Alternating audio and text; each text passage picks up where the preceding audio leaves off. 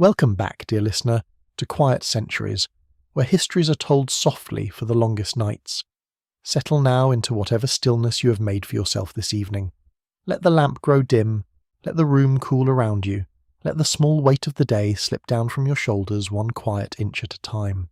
Tonight, very slowly, very gently, with no hurry at all, we're going to walk through the entire long life of a woman born in the white marble city of Alexandria, in the autumn of 69 years before the Common Era, who lived for 39 careful and sometimes dangerous years on the throne of Egypt and at the edge of the rising Roman world, and who, by the time she lay still at last in a stone mausoleum on the harbour of her own city, in the late summer of 30 before the Common Era, had become the last queen of an Egyptian dynasty more than 270 years old, the last sovereign pharaoh of an independent Egypt, and one of the most patiently misunderstood women in the long history of the human story. Her name was Cleopatra. There is no need for any urgency. We have the whole long night.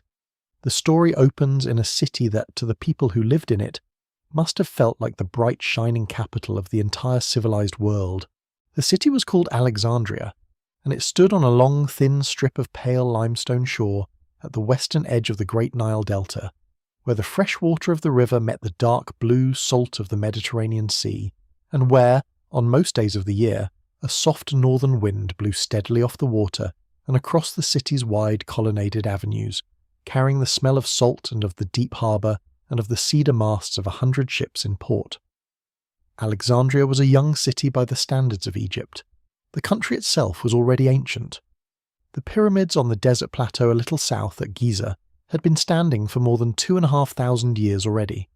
The temples of Karnak and Luxor up the river had been growing for more than 15 centuries, but Alexandria itself, this gleaming new white capital, had been founded only about 260 years earlier by a young Macedonian Greek conqueror who had passed through Egypt in the autumn of 332 before the Common Era, who had walked with his architects along this strip of shore, who had pointed at the place where the harbour would be, who had taken a handful of barley flour from a soldier's pack and had marked out, in long, pale, curving lines on the sand, the streets and walls of the city he wanted to be built. He had then ridden on deeper into Asia and had never seen the city built. He had died 10 years later in distant Babylon, only 32 years old, and his great empire had fallen apart at his death. But Egypt had been taken, in the careful share-out of his lands, by one of his most trusted generals, a careful, patient soldier companion of his named Ptolemy, son of Lagus, a Macedonian nobleman who had become first the satrap of Egypt, and then, a few years later, the king, the new pharaoh, and who had founded the long line of Greek-speaking pharaohs that we now call the Ptolemies, into which, 260 years later, Cleopatra would be born. The Alexandria of her childhood was a wonder. It had been laid out by the founder's architects in a careful Hippodamian grid, 2 great main avenues running north and south and east and west, crossing in the middle of the city in a vast public square called the Tetrapolon. The avenues were each 100 feet wide, flanked by long marble colonnades, paved with cool flat stones, lit at night by torches set in great bronze brackets. The houses of the wealthy stood 3 and 4 stories tall, faced with white marble or with smooth stuccoed limestone, their windows opening onto inner courtyards where small fountains played and where palms and pomegranate trees grew in painted clay pots. The poorer quarters in the south of the city near the lake were a packed warren of mud brick tenements, narrow lanes, smoking ovens, fish markets, and the small busy temples of every god the Mediterranean had to offer, Greek and Egyptian and Phoenician and Jewish all side by side. The city was bilingual at every level. In the marketplaces one heard, as one walked, the long flowing Greek of the educated classes, the older softer Egyptian tongue of the country people who had come north for work, the harder accents of the Roman merchants who were beginning, in those years, to make themselves more and more visible, the lilting Aramaic of the Eastern traders, the careful learned Hebrew of the great Jewish quarter, which alone held, by some accounts, almost a third of the population of the city. There were Indians, very rarely, who had come up the long sea routes from the spice coasts. There were Africans from far up the Nile, in their dark, deep-toned skins. There were Greeks from every island and every old colony, and Cretans and Cypriots and Phoenicians and Libyans. Alexandria was, in the year of Cleopatra's birth, perhaps the largest city of the Mediterranean world, with somewhere between 500,000 and 1,000,000 souls inside its walls, and certainly the most varied. The city was guarded on its seaward side by one of the 7 great wonders of the ancient world.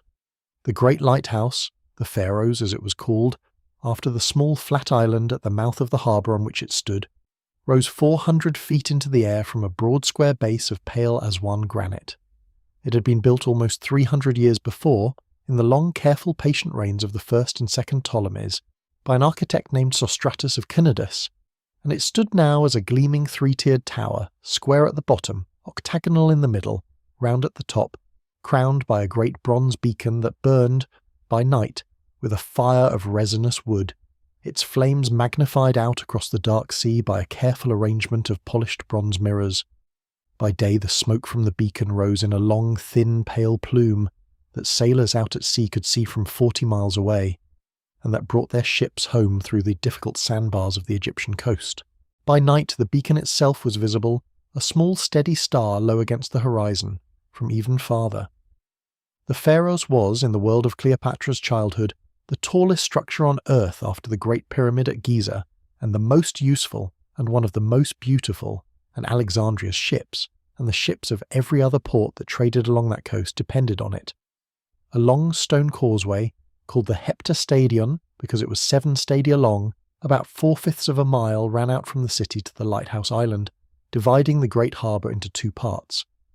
The eastern half was the royal harbour, the great harbour, where the warships of the Ptolemaic navy lay at anchor in long rows, their rams gleaming in the sun, where the gilded royal barges of the dynasty rode at their moorings, where the merchant ships from the great trading partners of the eastern Mediterranean unloaded their cargoes onto the long stone wharves. The western half was the Eunostos, the harbour of safe return, where the smaller coastal traders and the fishing fleets came and went. Behind the great harbour rose the white marble facades of the royal quarter, the Brucheion, the long sprawling complex of palaces in which the royal family lived, with its formal gardens, its private inner harbour, its small island called Anterodos, with a king's pleasure pavilion on it, its private temples, its long colonnaded walks, its menageries where the rare animals of the dynasty's wealth were kept. The whole quarter, it was said, took up almost 1/3 of the entire city, and just beyond the royal quarter, set in its own walled precinct, was the building that more than any other had given Alexandria its quiet ancient fame, the Mouseion, the House of the Muses, the great institution that was at once a temple, a research centre, a residence for visiting scholars, and a library. The library was its heart. It had been founded by the first Ptolemy, just after the founder's death, on the advice of a Greek scholar from Athens named Demetrius of Phaleron, with the deliberate intention of gathering, in one place, every book ever written. The kings had pursued this aim, generation after generation, with a patient single-minded greed. Their agents had been sent out across the Mediterranean and across the Near East with bags of gold to buy any scroll they could find. Ships passing through the harbour of Alexandria had been searched by royal order, and any books on board had been seized, copied carefully by scribes in the library workshops, and returned to the ship in the form of the copy, while the original stayed in Alexandria. Whole personal libraries, including, it was said, the full working library of Aristotle himself, had been bought up, smuggled, or seized and brought to the great rooms by the harbour. By the time of Cleopatra's birth, the library held, by various estimates, somewhere between 400,000 and 700,000 individual scrolls, the largest gathering of written knowledge anywhere in the ancient world. Scholars came from every corner of the known earth to read in those long marble halls. The librarians compiled catalogues, copied manuscripts, edited texts, wrote commentaries, taught pupils, argued, drank, slept badly, and pursued, under the careful patronage of the kings, a slow, patient, great work of scholarship that no other city of the time matched. It was into this city, into the high white marble palaces of the royal quarter, overlooking the great harbour, in the late autumn of the year 69 before the Common Era, that the girl-child was born. Her father was the reigning king. His official name in the long, careful royal rolls was Ptolemy XII, but he was known to his subjects with mingled affection and quiet mockery by the nickname Orleats, which means the flute player, because he was, in the relaxed way of the later Ptolemies, more given to music and entertainment than to the steady governance of his kingdom. He was a man in his late 30s at the time of his daughter's birth, full-faced, dark-bearded in the Greek manner, soft-eyed, fond of his wines and his court musicians, deeply religious in the Egyptian way, fond of presiding at the great old rites of Apis and of Isis in the temples up the river. He was, by the careful old custom of the dynasty, married to his sister, the Queen Cleopatra the Fifth Tryphena, who was either the new infant's mother or, in the way the surviving sources have left things mildly unclear, perhaps a slightly earlier wife or perhaps a stepmother, the records of these family arrangements being deliberately blurred by later editors and by the gaps of time. The new infant girl was given, in the long careful way of the dynasty, the name Cleopatra, after a long line of Cleopatras before her, the name itself a Macedonian Greek name meaning, in its old roots, the glory of the father. She was the third daughter, in any case, born to the flute player. There was an older sister called Cleopatra the Sixth Tryphena who would die young. There was another older sister called Berenice the Fourth, who would later play her own loud, difficult role in the family story. There was now this third daughter, Cleopatra the Seventh. After her there would come, in the years that followed, two sons, Ptolemy the 13th and Ptolemy the 14th, who would be in turn her brother husbands and her co-rulers, and a younger sister named Arsinoe the Fourth, who would later make her own attempt to seize the throne. The dynasty in the years of Cleopatra's birth was already a dense knot of intermarriages and rivalries, full of poisonings and exiles and forced suicides reaching back generations. The Ptolemies, like all of the Greek dynasties that had grown out of the partition of the empire of the founder, had inherited along with the Egyptian throne the practice of brother-sister marriage, partly to imitate the old pharaohs, partly to keep the royal blood concentrated, partly because at the start of the line they had simply found it convenient, and partly because, as the centuries passed and rivalries multiplied, the only person a Ptolemy could trust enough to marry was another Ptolemy. The result, by the time Cleopatra was born, was a ruling family that had been marrying inside itself for 260 years, with all the stresses and the strange beauties that produced. She was raised, from the very beginning, inside the royal quarter. Her childhood unfolded in the long colonnaded palaces and the inner gardens of the Bruchaillon, in rooms that opened onto the harbour on one side and onto the Museion on the other. From the windows of the nursery she could see, on a clear morning, the great Pharos lighthouse standing at the end of the long causeway, its bronze beacon catching the early sun. From the same windows she could see, on the far side of the harbour, the ships coming and going, the small dark fishing boats of the Egyptians, the long elegant Greek triremes of the navy, the heavy round-bellied merchantmen of Tyre and Sidon and Rhodes, the careful Roman traders with their square sails. At night she could see the lights of the city scattered across the curve of the shore, the watchfires on the walls, the lamps in the windows of the wealthy, and beyond all of them the slow steady star of the lighthouse beacon out at the end of the world. From her earliest years she was given the careful upper-class education that any Ptolemaic princess received, but more, much more. She had the standard tutors in Greek grammar, the rhetoric of the great old orators, the writings of Homer learned by heart, the philosophy of the Stoics and of the Platonists, the poetry of Sappho and of Theocritus, the geometry of Euclid, the geography of Eratosthenes, the careful slow patient training of a young Hellenistic mind. She had tutors in music, and she became, by all later reports, a skilled player of the cithara and of the small reeded aulos pipe, in the family tradition of her flute-playing father. She had tutors in dance and in ceremonial deportment, in the proper carriage of a princess at court. She had, perhaps, tutors in light arms and in horsemanship. Later reports suggest she could ride and could handle a small bow, accomplishments not usual for the daughters of the dynasty. But what set her education apart from the standard pattern, what made even the careful Roman observers of her later life pause, was language. She had a gift for languages so unusual that it became one of the most remembered facts about her in antiquity. She learned, of course, the Greek of her family, which was the language of the court and of all administration in Alexandria. She learned, too, the older, softer Egyptian tongue of the country, which her ancestors in 2.5 centuries on the throne had quietly never bothered to learn at all. She was, the chroniclers tell us, the very first of the Ptolemies to speak Egyptian. She did not stop there. She learned, by various reports, Aramaic, the trade language of the eastern Mediterranean. She learned Hebrew, well enough to speak with the rabbis of the great Jewish quarter of Alexandria. She learned Ethiopian, the older form of what is now called Ge'ez, well enough to negotiate with the kings of the south. She learned Arabic in the dialect of the desert traders. She learned the Median tongue of distant Persia. She learned the language of the troglodytes of the Red Sea coast. She learned Parthian. The Greek historian Plutarch, writing more than 100 years after her death from sources now lost, would say that she could speak with foreign ambassadors directly, without an interpreter, in 7 or 8 or 9 languages, and that she did so with grace and with quiet authority, which in a world where the kings of every other land relied on slow, careful translators, was a remarkable advantage of her own. She read everything. There is a small further point worth making about the way her education unfolded. The Mausion was not, strictly speaking, a school in the way we now imagine schools. It was something between a library, a research institute, a temple precinct, and a residential community for visiting scholars. The royal children of the dynasty did not attend formal classes in the building. Instead, particular tutors from the Mausion's permanent staff were assigned to come to the palace to instruct the princes and princesses in the long quiet rooms of the royal apartments. By the year of Cleopatra's 10th birthday, there had been at the head of her tuition, by the various reports, a Greek philosopher named Philostratus, of the school of Apollonius of Tyana, who taught her the formal patterns of Greek rhetoric and the long argumentative dance of question and counter-question that the sophist tradition had perfected. There had been an old Egyptian priest from Memphis who taught her the demotic and hieroglyphic scripts. There had been a Jewish scholar of the Alexandrian community, a translator of the Greek Septuagint who taught her Hebrew.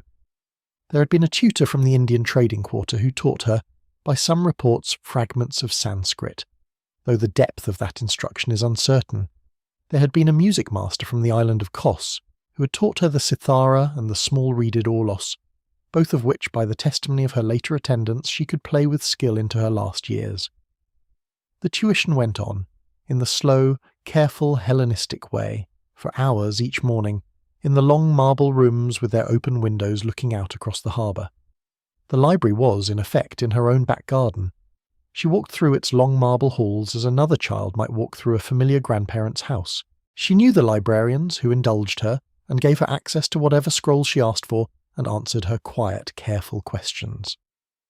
There is a small story, half legend, in which she is said to have spent whole afternoons in the herbal section, working through the long catalogues of medicinal plants, the way poppy was prepared for sleep, the way henbane could quiet pain, the way various leaves and roots interacted with the human body. She would, in later life, be reputed to have a quiet, expert knowledge of poisons, and the knowledge can probably be traced back to those long, calm afternoons among the herbal scrolls. She read the old Greek histories of Herodotus and Thucydides and Xenophon. She read the philosophers.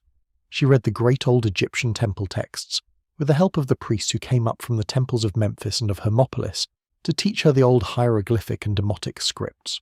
She studied, the chroniclers say, with an unusual seriousness, with a quietness of mind that her tutors remarked upon. She was not, by the testimony of those who knew her in later life, a great classical beauty in the way that the Greek statuary of her age set the standard. Her nose was too long, too sharp, too strong.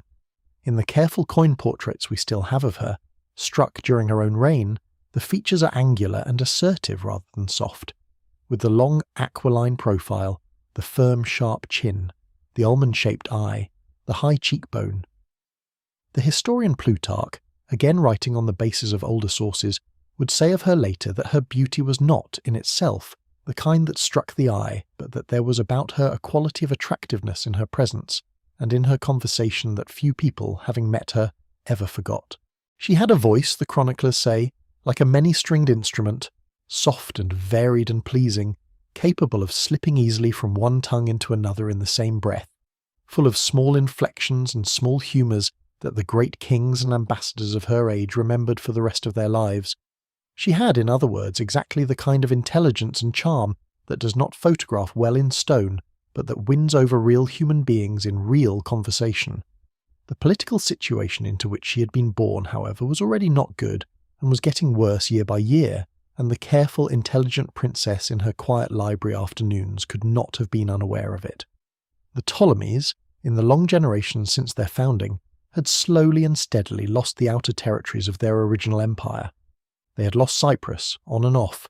They had lost the long string of cities on the Levantine coast. They had lost the inland Syrian territories. They had lost their old foothold in Cyrenaica, the long fertile coast west of Egypt.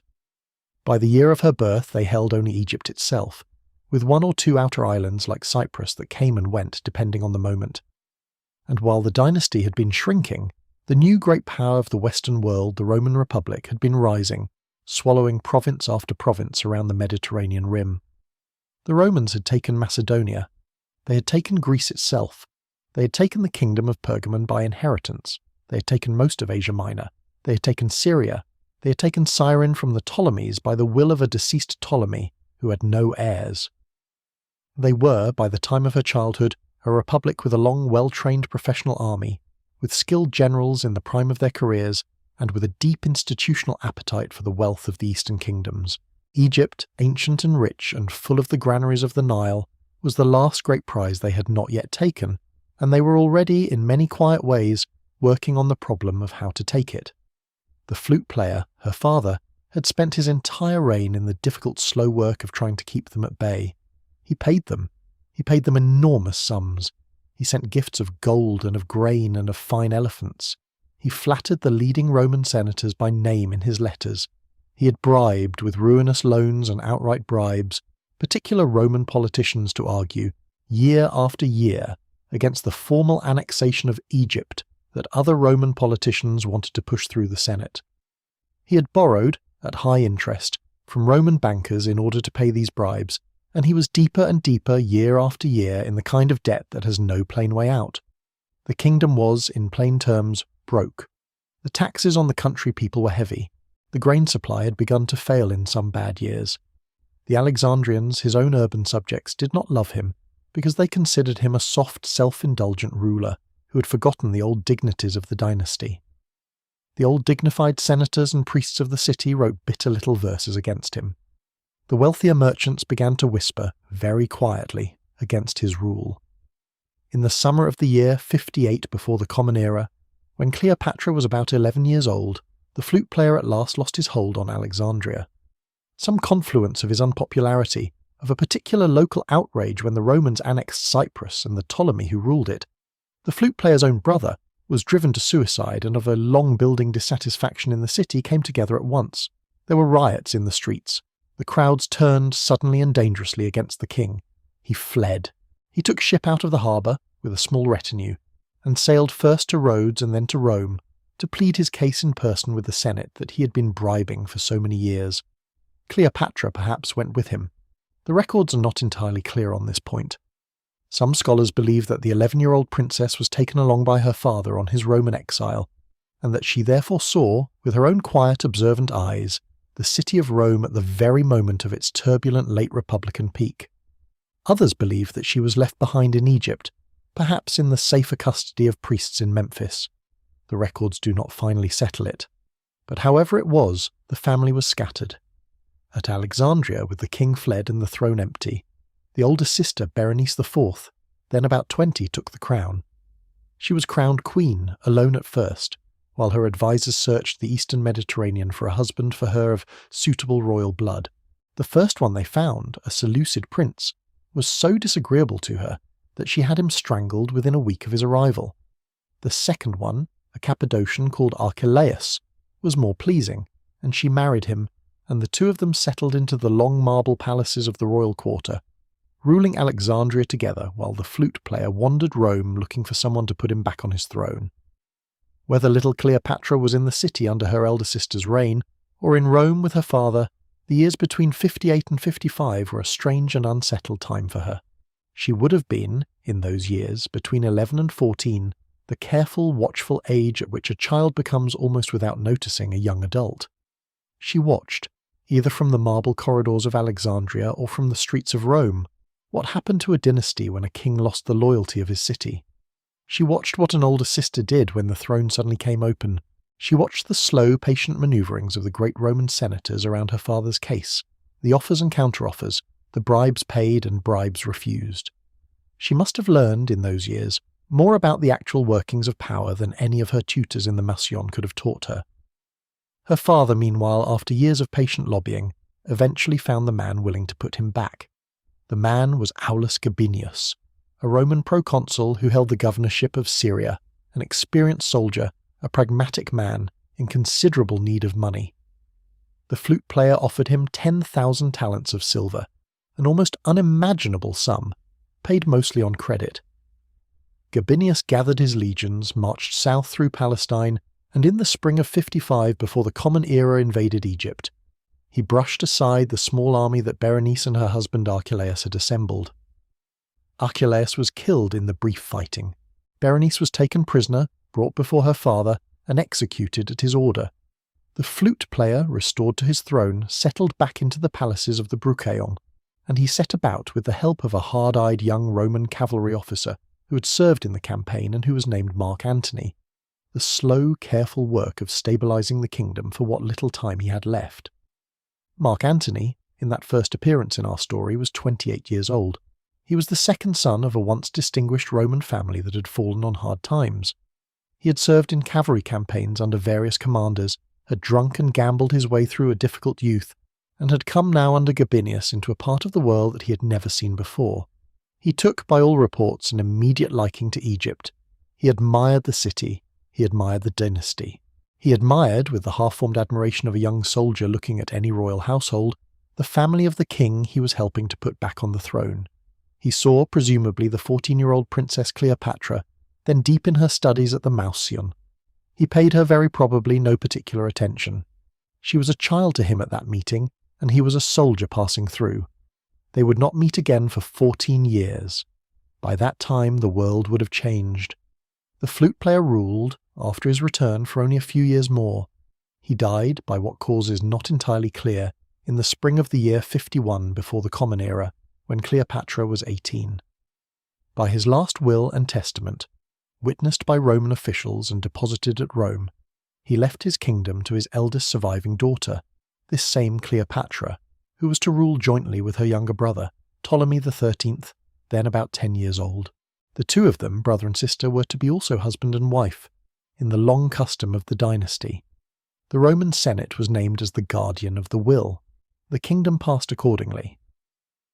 In the early summer of 51, in the great hall of the palace overlooking the harbour, with the eastern light falling through the high marble windows and the priests in their white linen robes performing the old Egyptian rites, Cleopatra was crowned queen and pharaoh of Egypt, and her 10-year-old brother was crowned beside her, and the two of them, in the formal language of the documents, became the brother and sister gods, the Theoi Philadelphoi, the dynastic title of the new reign. She was 18 years old. She was unusually well educated. She spoke 9 or 10 languages fluently.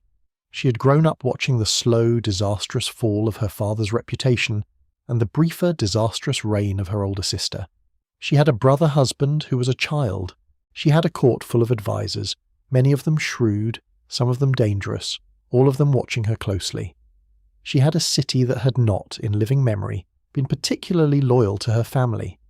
She had a country that had been bled by Roman bribes and Egyptian inflation for decades. She had Rome itself, the great rising western shadow, watching her from across the Mediterranean. And she had, on her side, only her own intelligence, her own languages, her own quiet, patient seriousness, and the loyalty of a small, careful circle of her closest court advisers.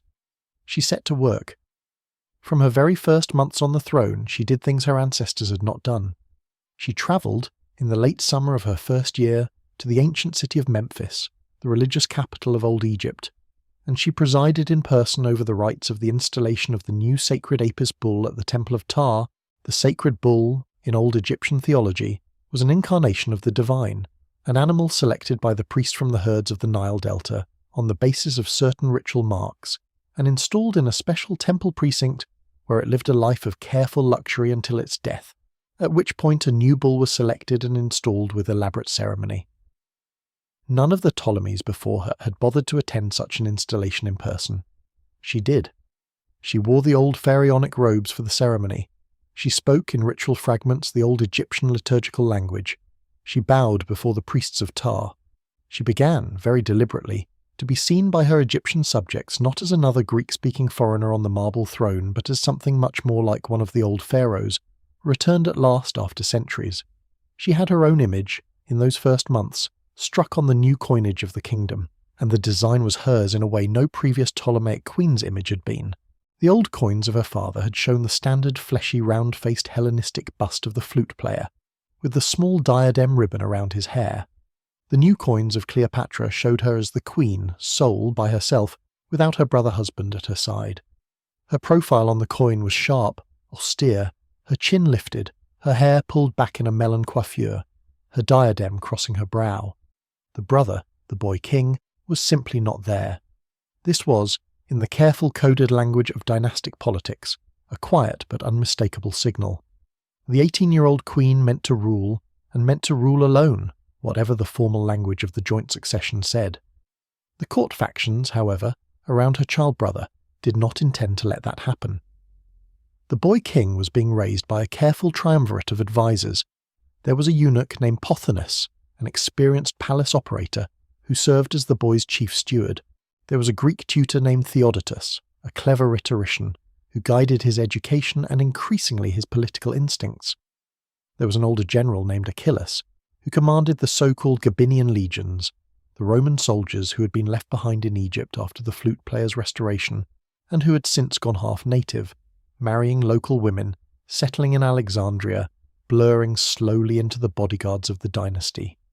Pothinus, Theodotus, and Achilles saw in the boy king an instrument they could shape. They saw in his older sister the queen a problem. By the year 49 before the Common Era, only 2.5 years after the joint coronation, they had begun to move openly against her. She felt the move coming. She tried, by various careful steps, to deflect it. She had her chief advisers issue royal decrees in her own name only. She had her own portrait set up in the temples. She took, in the early months of 49, the unusual step of making a state visit south, to the upper Egyptian city of Hermonthis, to preside personally at the installation of yet another sacred animal, a Bushis bull, in another deliberate signal of her closeness to the Egyptian priesthood and the Egyptian country people. But the court at Alexandria was already turning. Pothinus had moved against her grain rations. The bakeries of the city were instructed by court order to issue grain in the boy king's name only. The nobles of the Brucheion were quietly pressed to come to the boy's audiences and to skip hers. By the late summer of 49, the queen who had seemed, only a few months earlier, to be settling into the throne with quiet authority, was being pushed gradually out of the very palaces of her childhood. She did the only thing she could do. She fled. She left Alexandria, by what route exactly we do not know, in the autumn of 49, with a small group of her closest advisers and personal guard. She went first up the Nile to the eastern delta city of Pelusium on the frontier. From there she crossed the Sinai into the rough country east of the river, a borderland of nomads and small caravan towns, populated by Arab tribes and by Jewish communities long established along the trade roads. She moved quietly through this country. She was, in plain fact, a fugitive queen of 19 years old, with a price on her head, travelling without her court and without her crown, raising what small forces she could from the loyal officers she had been able to bring with her. She established a kind of camp in the country east of the river, near the old fortress town of Ascalon. She began to gather, in the careful, patient old way of dispossessed royalty, an army. She drew on the loyalty of certain Arab phylarchs, the chieftains of the nomadic tribes of the eastern desert. She drew perhaps on the loyalty of certain merchant communities along the coast. She raised a small force, not yet enough to march on Alexandria, but enough to serve as the nucleus of something larger. And while she was gathering her small army in the eastern wilderness, the larger Roman world on which all of her family's fortunes ultimately depended, was undergoing one of the great convulsions of its history. In Italy, in the first month of the same year 49, the Roman general Gaius Julius Caesar, then about 51 years old, returning from his long victorious wars in Gaul, had crossed a small obscure boundary stream called the Rubicon at the head of a single legion, in defiance of the Senate's order to disband his army before entering Italy. The civil war between Caesar and his old colleague and rival, the great senator and general Gnaeus Pompeius Magnus called Pompey, had begun. For most of the year 49 and into 48, the war moved across the entire Mediterranean basin. Pompey was driven out of Italy. He withdrew to Greece. He gathered the eastern legions and the eastern client kings to his banner. Caesar followed him with his own fast-moving army. In the summer of 48, on the rolling plains of Pharsalus in central Greece, the two great armies met at last, and Caesar's smaller, more disciplined force routed Pompey's larger one. Pompey escaped from the battlefield with a small bodyguard. He fled across Greece. He took ship across the eastern Mediterranean. He was looking for a safe place to regroup. He thought, naturally enough, of Egypt, where the boy king Ptolemy XIII had been formally allied with him through the long old alliance of the Romans with the Ptolemaic dynasty, and where the gold and grain of the Nile might finance a new campaign. He sailed for Pelusium on the eastern delta coast, and arrived offshore in the last days of September 48 before the Common Era. The boy king was on the Pelusium coast at that very moment, with his army, because he had marched east to confront the army of his older sister, who was approaching from the wilderness east of the river.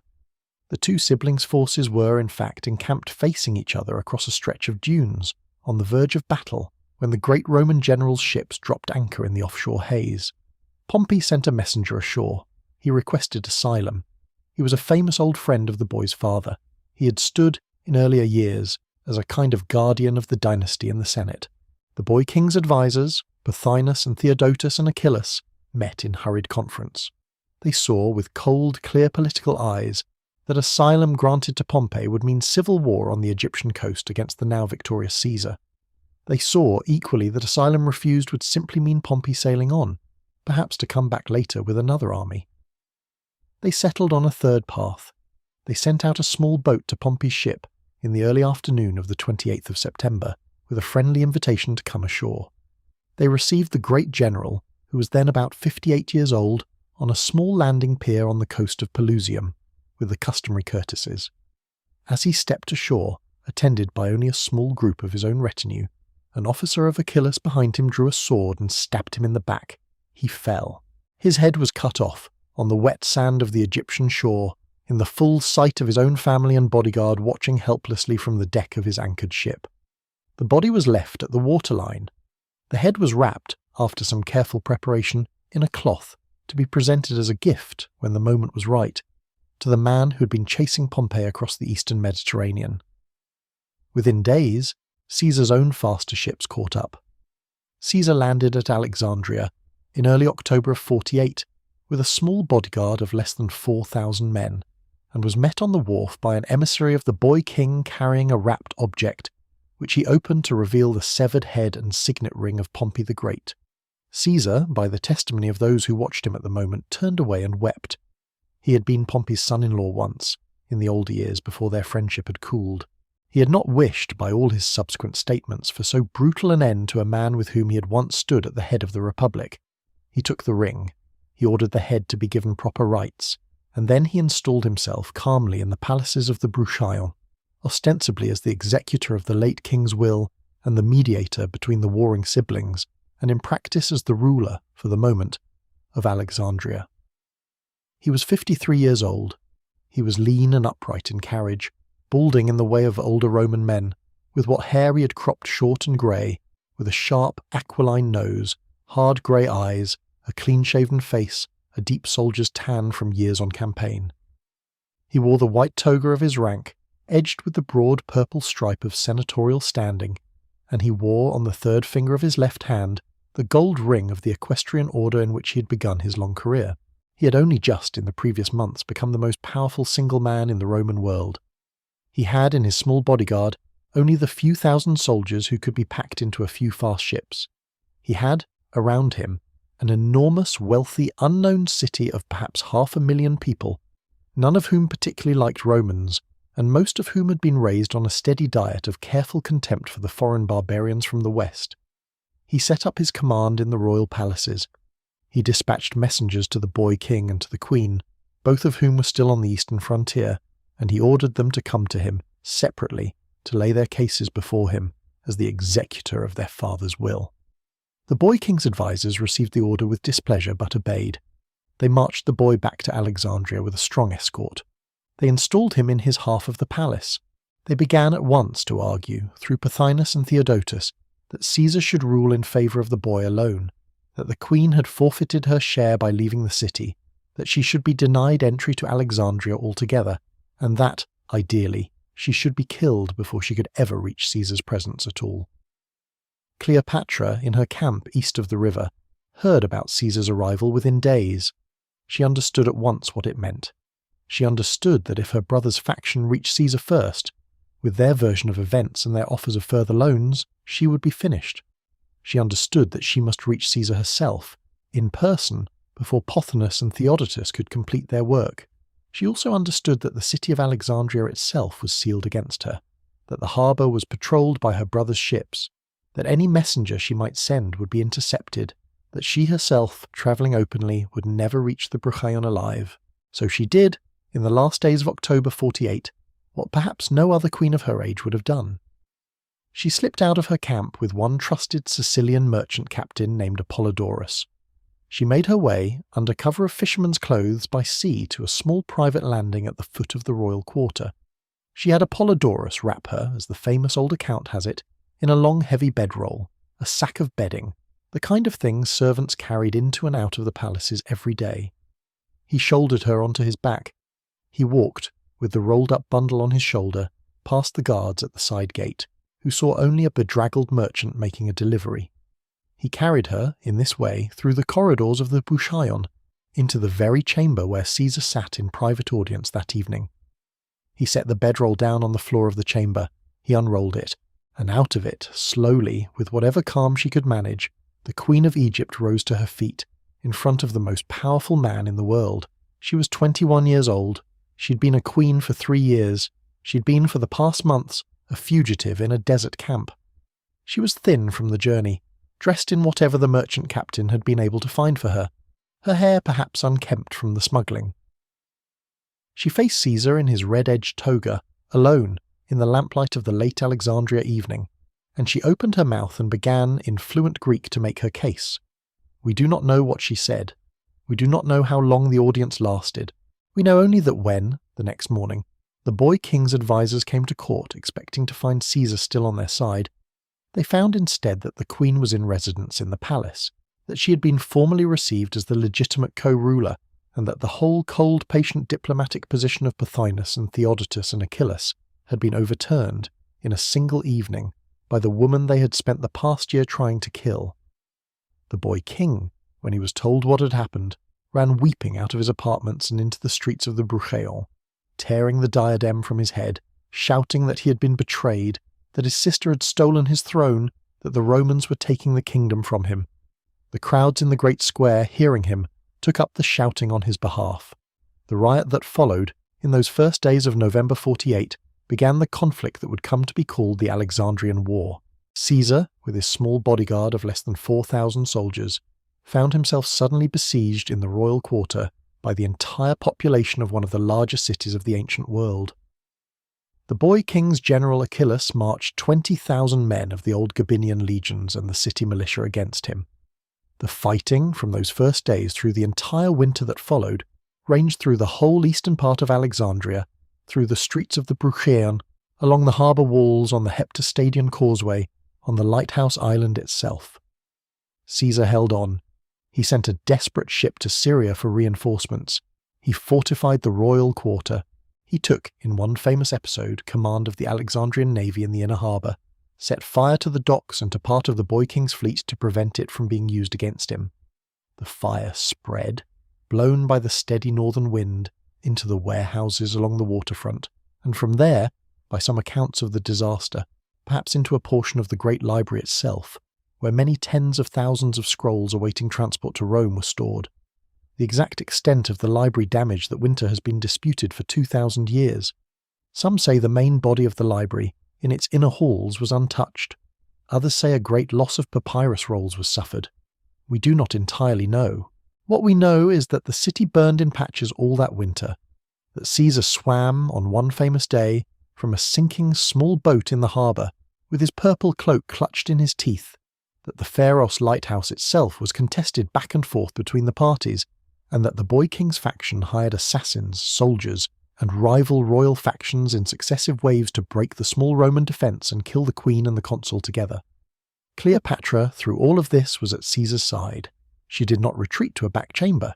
She stayed, by the testimony of those around them, in the same small group of palace rooms where Caesar had set up his command. She advised him on the geography of the city, on the loyalties of the various factions, on the temperaments of the different quarters. She translated, when needed, between Caesar and the various Egyptian officials and priests who came as cautious go-betweens. She read his dispatches with him in the evenings. She slept in the same set of inner rooms. She was, at some point in those long burning nights of the late autumn and winter of 48, physically with him, intimately, in the way that took, by the end of the siege, the form of a settled domestic relationship. She was, by perhaps January or February of the year 47, pregnant. The siege was broken at last in the early spring of 47, when a relief army, gathered hastily by Caesar's officers in Syria, from Roman troops, Jewish auxiliaries and Arab mercenaries, marched south into Egypt under the command of the Pergamene prince Mithridates of Pergamum. They entered the country from the east, took Pelusium, marched up the eastern delta, and joined Caesar's small force in a careful pincer movement against the boy king's army. The decisive battle was fought in March of 47, somewhere on the marshy ground of the eastern delta. The boy king's army was broken. The boy king himself, Ptolemy XIII, fleeing across the Nile in a small boat in his heavy gold ceremonial armour, was overturned in the current and drowned. His body was recovered some days later in the muddy reeds downstream, the gold armour still clinging to it. The boy was about 13 years old at his death. The Alexandrian War was over. Caesar returned to the city in triumph. He installed his queen back in the palaces of the Bruchaion, formally and unambiguously this time, with no rival. He arranged, in keeping with the dynastic tradition, that her surviving younger brother, Ptolemy XIV, then about 11, should be brought into the formal joint rulership with her as her new brother husband. But everyone understood by the spring of 47 that Cleopatra now ruled alone, that she ruled with the open political and military backing of Rome, and that the throne of Egypt was hers in a way it had not been for any pharaoh in living memory. She was 22 years old. Caesar stayed on in Alexandria for some weeks more. He ought to have left at once. The political situation in Rome required his presence. His enemies elsewhere were regrouping. There were other wars he should have been fighting. He did not leave. He stayed. In the late spring of 47, he and Cleopatra took together perhaps the most extraordinary state journey of any Roman commander's career. They sailed up the Nile on a vast royal barge of the Ptolemaic court, on a journey that lasted, by some reports, 2 months, taking them as far as the southern frontier of the kingdom. The barge, which was perhaps 300 feet long, was a floating palace, with cabins and dining halls and gardens of potted palms and small inner courts, painted and gilded and hung with silks. It moved against the current at the slow, steady pace of the long oar strokes of its rowers. Around it, in a long line, sailed a fleet of perhaps 400 smaller ships of the dynasty, carrying officers and supplies and a guard of the Roman legions. The whole shining flotilla moved, through the late spring and into the early summer, slowly southward along the river. They saw the queen and her Roman general, the great Apis bull, at Memphis.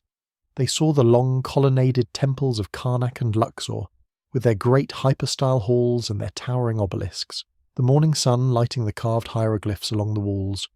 They saw the small temple of Dendera with its painted ceilings. They saw the great twin statues of Memnon, the colossi of Amenhotep at western Thebes, which were said to sing at sunrise when the cool stone first warmed in the sun. They saw the rapids at Aswan, the southern frontier, where the granite bones of the desert rose at last out of the river. They came to the small temple island of Philae, sacred to Isis, the goddess with whom Cleopatra had been associated since her coronation. They turned around at last, sometime in the early summer, and floated slowly back northward to Alexandria, with the river carrying them now and the Egyptian banks of palms and reeds and white temple walls sliding by at their gentlest pace. Why did they make this journey? There were obvious political reasons. Caesar, by sailing the length of the country with the queen at his side, was demonstrating to every Egyptian along the river that the Roman power was now her ally, that her authority was sealed by Rome, that anyone who thought of revolting again would have to reckon with the legions. He was also, in the slower way of human relationships, simply unwilling to leave her. She was nearly 7 months pregnant by the time the great barge began its slow journey north again. She gave birth, in late June or early July of the year 47, in the palaces of the Bruchaion, to a son, dark-haired, healthy, dark-eyed. She named him Ptolemy Caesar, and the Alexandrians, with their long-running fondness for nicknames, called him almost at once Caesarion, the little Caesar, by which name history has remembered him. Caesar himself was already away. He had left Alexandria at last in the late spring or early summer of 47, when the dispatches from the rest of the empire could be ignored no longer. He marched east first to put down a small rebellion in Asia Minor by the son of an old enemy, in the brief lightning campaign that produced his famous three-word message to the Roman Senate, Veni Vidi Vici, I came, I saw, I conquered. He went on from there to Italy and to North Africa, where the remnants of Pompey's old faction were regrouping. He defeated them at the Battle of Thapsus in the spring of 46. He fought one more campaign in Spain against the last sons of Pompey in 45. By the time he returned to Rome at last in the autumn of 45, he was the sole effective ruler of the Roman world. He had taken, by careful constitutional steps, the office of dictator, first for 10 years and then, in the early months of 44, for life. He was rebuilding the city, planning new colonies, reforming the calendar, reorganizing the provinces.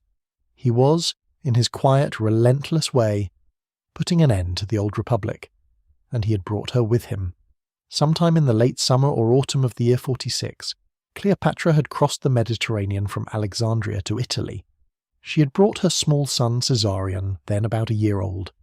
She had brought, in the official capacity of co-ruler, her brother-husband Ptolemy XIV, then about 13. She had brought a household of attendants and guards and servants. Caesar had installed her at his own expense in his garden villa across the Tiber from the city of Rome itself, on the slopes of the Janiculum Hill, in the gardens that had once belonged to the wealthy old senator Lucullus. The villa was a long, low marble compound with shaded colonnades, with views back across the river to the rising marble of Rome, with formal gardens, with private baths, with all the careful luxuries of the late Republican Roman nobility. There the Queen of Egypt established her court in exile, for a court in exile is what it effectively was, since while she was there the actual administration of Egypt was being conducted by her ministers in Alexandria on her direct instructions sent by relays of fast ships across the Mediterranean. She lived in Rome, off and on, for nearly 2 years. She received visitors.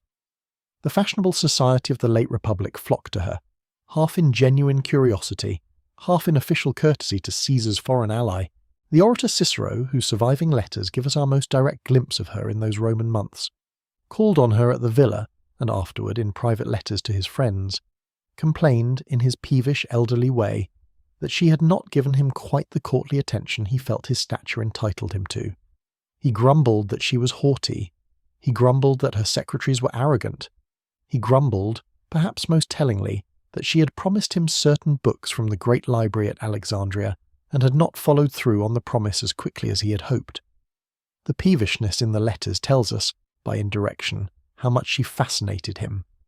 She was, by some reports, working in those Roman months on her own scholarly projects, writing or commissioning treatises on cosmetics, on weights and measures, on coinage, on the calendar. She was watching with her sharp, careful eye the Roman state at work, the Senate, the assemblies of the people, the political theatre of the late Republic. She was, in particular, watching Caesar.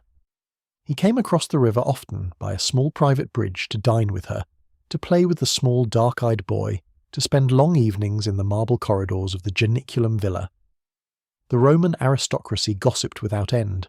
The wife of Caesar, Calpurnia, a careful, long-suffering matron, did not visit. The visits, from the high society of Rome, went the other way. There was a faction, in the Senate and outside it, that resented the Queen's presence in Rome, and resented her relationship with Caesar, and resented the way that she and her son were being treated as an alternate dynastic line, just at the moment when Caesar himself was making moves that some Romans saw as preparing the way for monarchy. There were rumours, in those late months of 45 and the early months of 44, that Caesar intended to take the Queen as a wife in the Egyptian fashion, that he intended to legitimize the boy Caesarion as his heir, that he intended to move the seat of his government from Rome to Alexandria itself, that he intended, in short, to put on a crown. The rumours were almost certainly exaggerated, but they were serious enough that they were being spoken about, in the Senate, in the streets, in the dinner parties of the Roman nobles. They made their way into the calculations of the men who, in February of 44, began to plan Caesar's death. He was killed on the 15th day of March in that year, the famous Ides of March, in the Senate house attached to the theatre of Pompey, where the Senate had gathered for an ordinary morning's business. Some 60 senators had joined the conspiracy. They struck at him, in a sudden swirl with daggers concealed under their togas.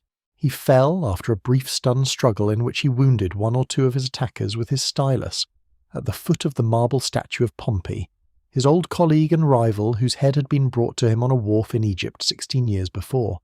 He was 55 years old.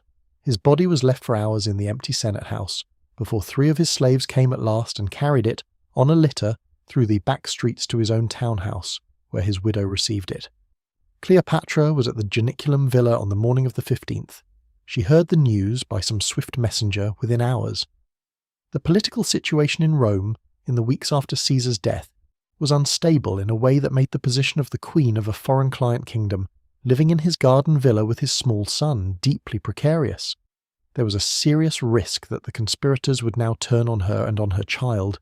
There was an equally serious risk that the partisans of Caesar, in their grief and rage, would try to use the boy Caesarion as a rallying figure for their own faction, and would seek to elevate him in ways that would make him a target. She made, in the few weeks after the assassination, the careful calculation that the best path was to leave Rome at once, quietly, before any of these calculations crystallized. She gathered her household. She and her brother husband and her small son and her attendants embarked, in the middle of April of 44, on a fast ship in the harbour of Ostia.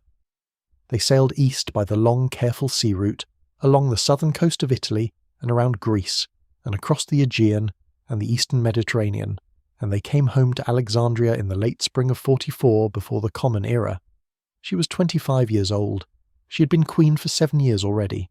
She had seen, in those years, the patient construction of her own throne in the early months of 51, the eviction by her brother's faction in 49, the fugitive months in the wilderness, the dramatic smuggled audience with Caesar in the autumn of 48, the long siege of Alexandria, the death of her older brother in the Nile, the birth of her son, the long state journey up the river, the 2 years in Rome, and now the killing of the man who had been her partner and her protector, and the father of her child. She came home to a city that had not seen her for nearly 2 years. She came home to a court that needed to be reorganized.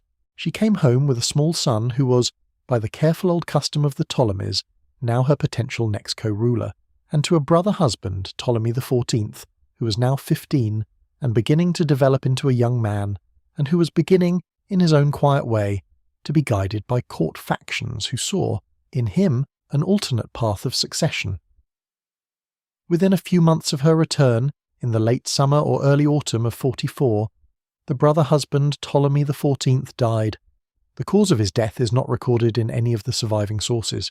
He was about 15 years old. He had no obvious illness. The chroniclers of the late Roman period, looking back from a great distance, would say flatly that the queen had had him poisoned, that she had cleared the way for her son Caesarion to be installed in his place. We do not have evidence to confirm or deny the charge. We have only the bare fact that the brother husband, after a single summer back in the palaces, abruptly died, and that within weeks of his death the small boy Caesarion, then about 3 years old, was elevated to the joint kingship in his place, under the name Ptolemy XV Caesar, and that mother and son became, in the formal language of the dynasty, the ruling pair, the queen and king of Egypt, the goddess Philopator and the god Philometor, the loving father and the loving mother, the clever dynastic title carrying both the meaning that the new boy king loved his father and the unspoken implication that his father had been Caesar himself. From this moment forward, Cleopatra would rule, informed jointly with her small son, in practice alone. She set to work. The country had been neglected during her 2 years in Rome. The grain harvest had been poor in successive years. The currency had been further debased. There were small local revolts. She moved through the country, in person, with her chief ministers, settling disputes, hearing appeals, reforming the coinage, correcting the tax records. She was, by all the careful evidence of the surviving administrative papyri from those years, an unusually attentive ruler. We have the texts, on small fragments of papyrus dug out of the dry sands of provincial Egypt, of decrees of hers handling the smallest local disputes, granting tax relief to particular temple precincts, settling boundary questions between particular farmers. Some of these papyri carry at the bottom, in her own hand, the single word genesto, in Old Greek meaning "let it be done," the Queen's personal authorization. They are, in that sense, the closest physical traces of her we have in the world today. She was, in the long political situation, also watching the broader Roman world with great care. The death of Caesar had not, as some had hoped, restored the old republic. It had only opened a new and uglier round of civil war. The conspirators who had killed Caesar, the long, pale, thin Marcus Junius Brutus, and the harder-eyed Gaius Cassius Longinus, had fled east to gather armies in the old Greek and Asian provinces, and they were preparing to fight the partisans of the dead dictator. Those partisans in Rome had grouped themselves around three men. There was Caesar's young grandnephew and adopted heir, Gaius Octavius, then only 19 years old, a thin, pale, watchful young man with the pinched, cool, calculating intelligence that would, in the years to come, slowly reveal itself as the most patient political mind of the age. There was Caesar's old cavalry commander Marcus Aemilius Lepidus, an honourable but unforceful man of middle rank, and there was Caesar's old comrade-in-arms Marcus Antonius, the Mark Antony of our story, then about 38, the same young cavalry officer who had ridden into Egypt with Aulus Gabinius back in 55, now grown into a heavy, broad-shouldered general of considerable battlefield reputation, deeply popular with the legions, deeply disliked by the senatorial conservatives, deeply fond of his wines and his women and his soldiers. The three of them had formed, in November of 43, a formal alliance, a triumvirate, in which they divided the Roman world into three spheres of administration. Octavian took the western provinces, Lepidus took North Africa, Antony took the eastern provinces, the rich old Greek-speaking lands of Asia Minor, of Syria, of all the eastern Mediterranean. Egypt, in this division, was technically still an independent kingdom, but it sat squarely inside the territory that Antony was now to oversee. In the year 42 before the Common Era, the triumvirs marched east at the head of a vast combined army. They met the army of Brutus and Cassius on the broad plain of Philippi in northern Greece in a series of two great battles in October of that year. The conspirators were defeated. Cassius killed himself in the first battle in the mistaken belief that all was lost.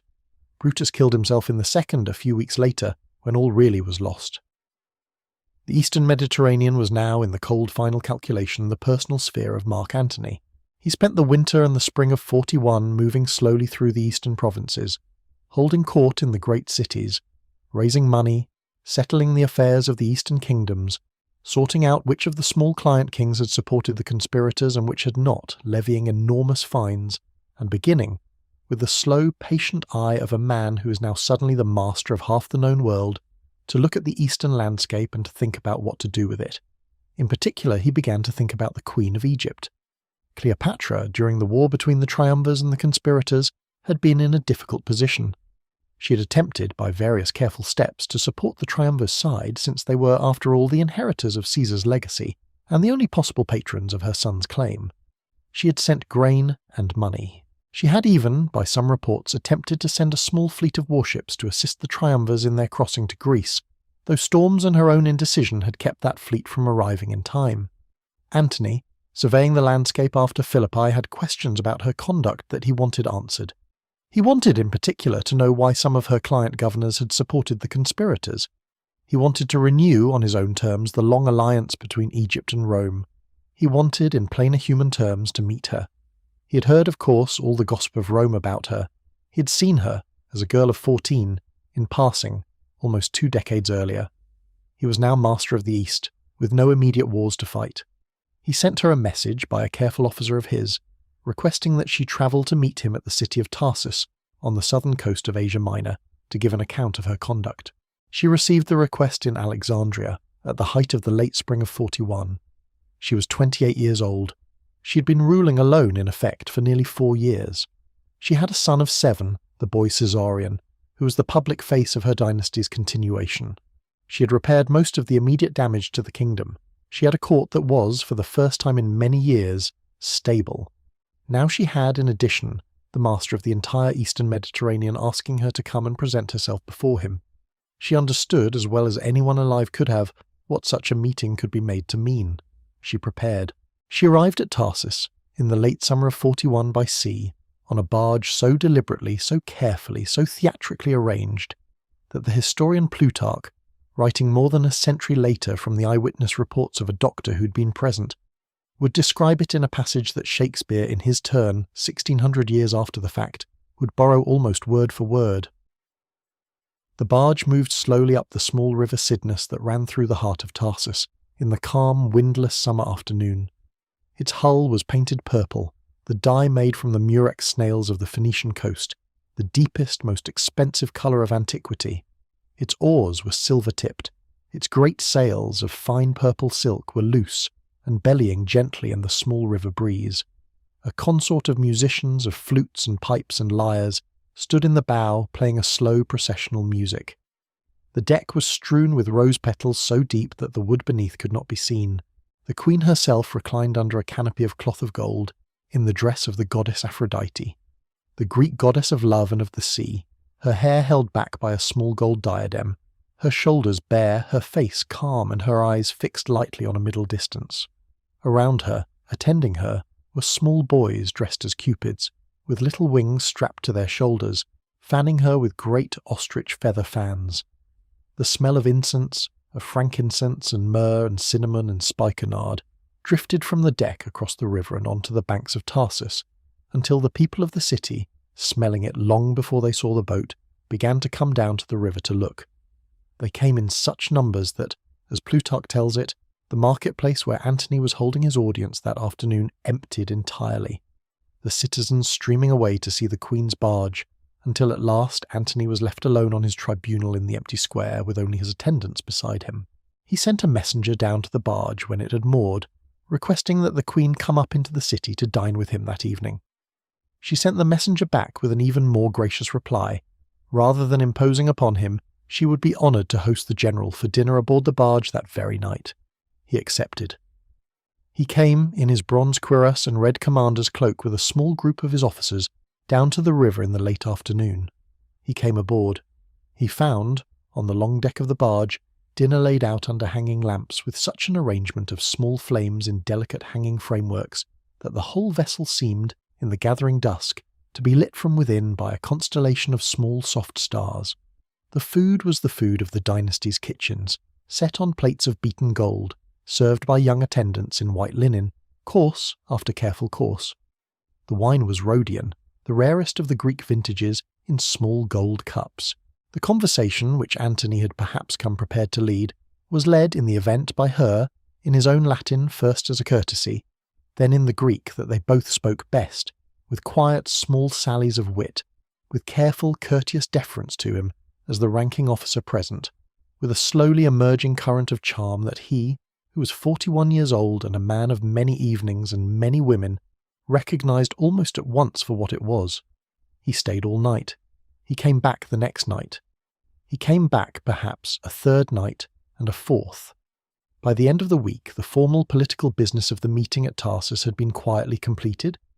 The Queen had assured him, with appropriate documents, of her loyalty to the triumvirate, had paid him the proper respects, had agreed to a number of small adjustments in the Eastern arrangements. By the end of the month, Antony had agreed to come, in his turn, to spend the winter in Alexandria as her guest.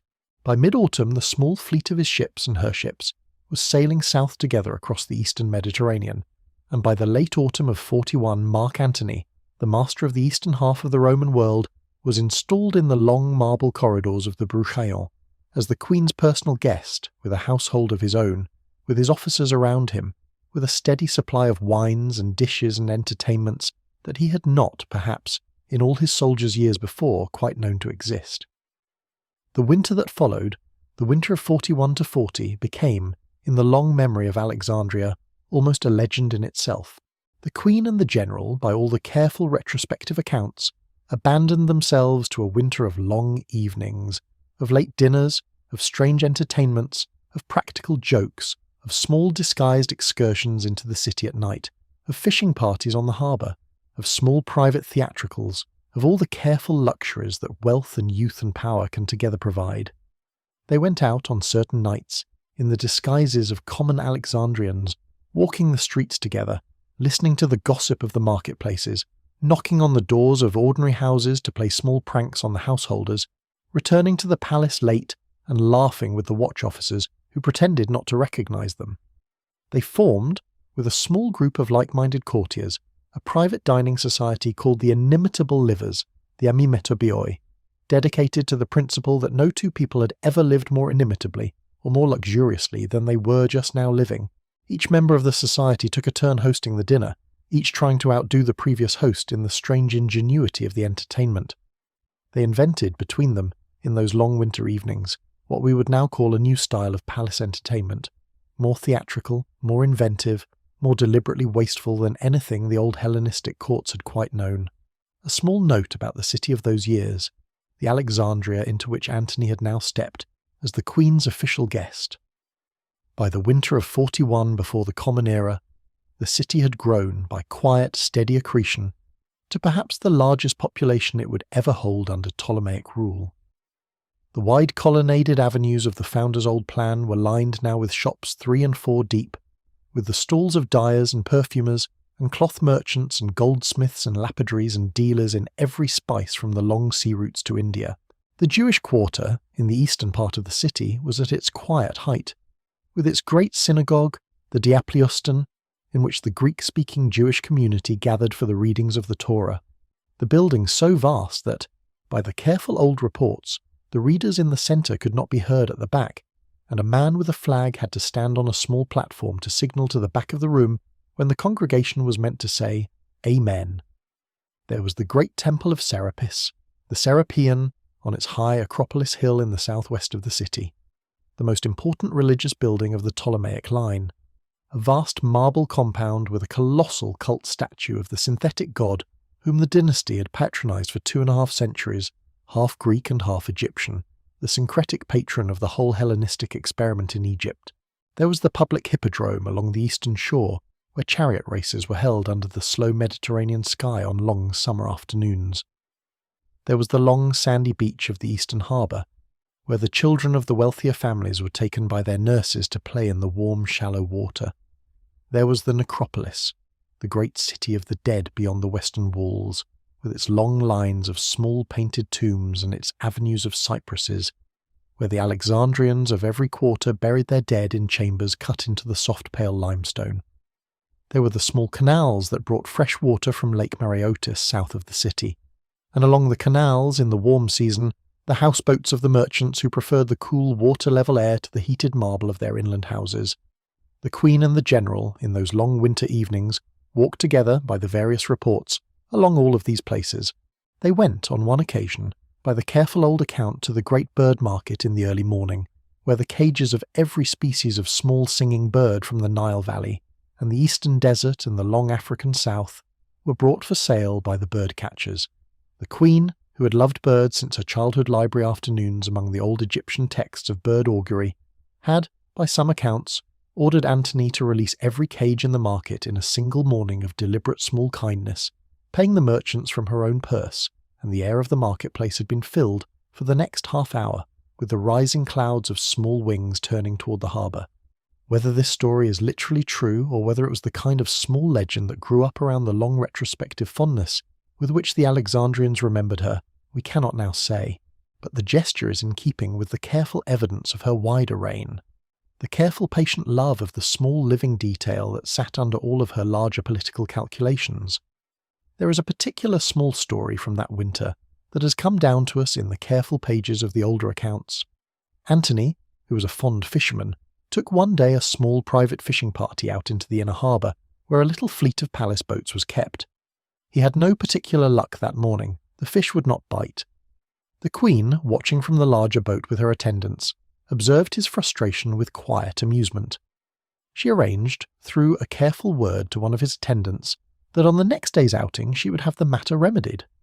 Antony the next morning went out again into the harbour with renewed hope. He cast his line and immediately caught a fine, fat fish, which he hauled in with great pride. He cast again, and at once caught another. He cast again, and caught another. He was on his way to becoming the most spectacular fisherman the palace harbour had ever produced. The Queen, watching him with her companions on the larger boat, allowed herself a long, slow smile. She had the previous evening hired a small group of Egyptian divers who had gone down silently from her boat with already caught fish, swum to Antony's line, and attached the fish to his hook from below, one after another. When the joke was at last revealed to him, there was a brief moment of red-faced fury, and then a long roll of laughter, in which the Queen herself joined, and from which the friendship between them deepened into something more. The winter ended, however, as winters do. In the early spring of the year 40 before the Common Era, a series of urgent dispatches from the western Mediterranean reached Antony in Alexandria. The Parthian armies had crossed the Euphrates and were sweeping through Syria, threatening Antioch itself. Octavian, in Italy, was facing a serious revolt by Antony's own brother and wife, who had taken up arms in his absence in a complicated political quarrel that had spiralled out of control. Antony's whole eastern position was in danger of collapsing while he sat in Alexandria. He had to leave, and he had to leave at once. He gathered his household, he embarked. He sailed north.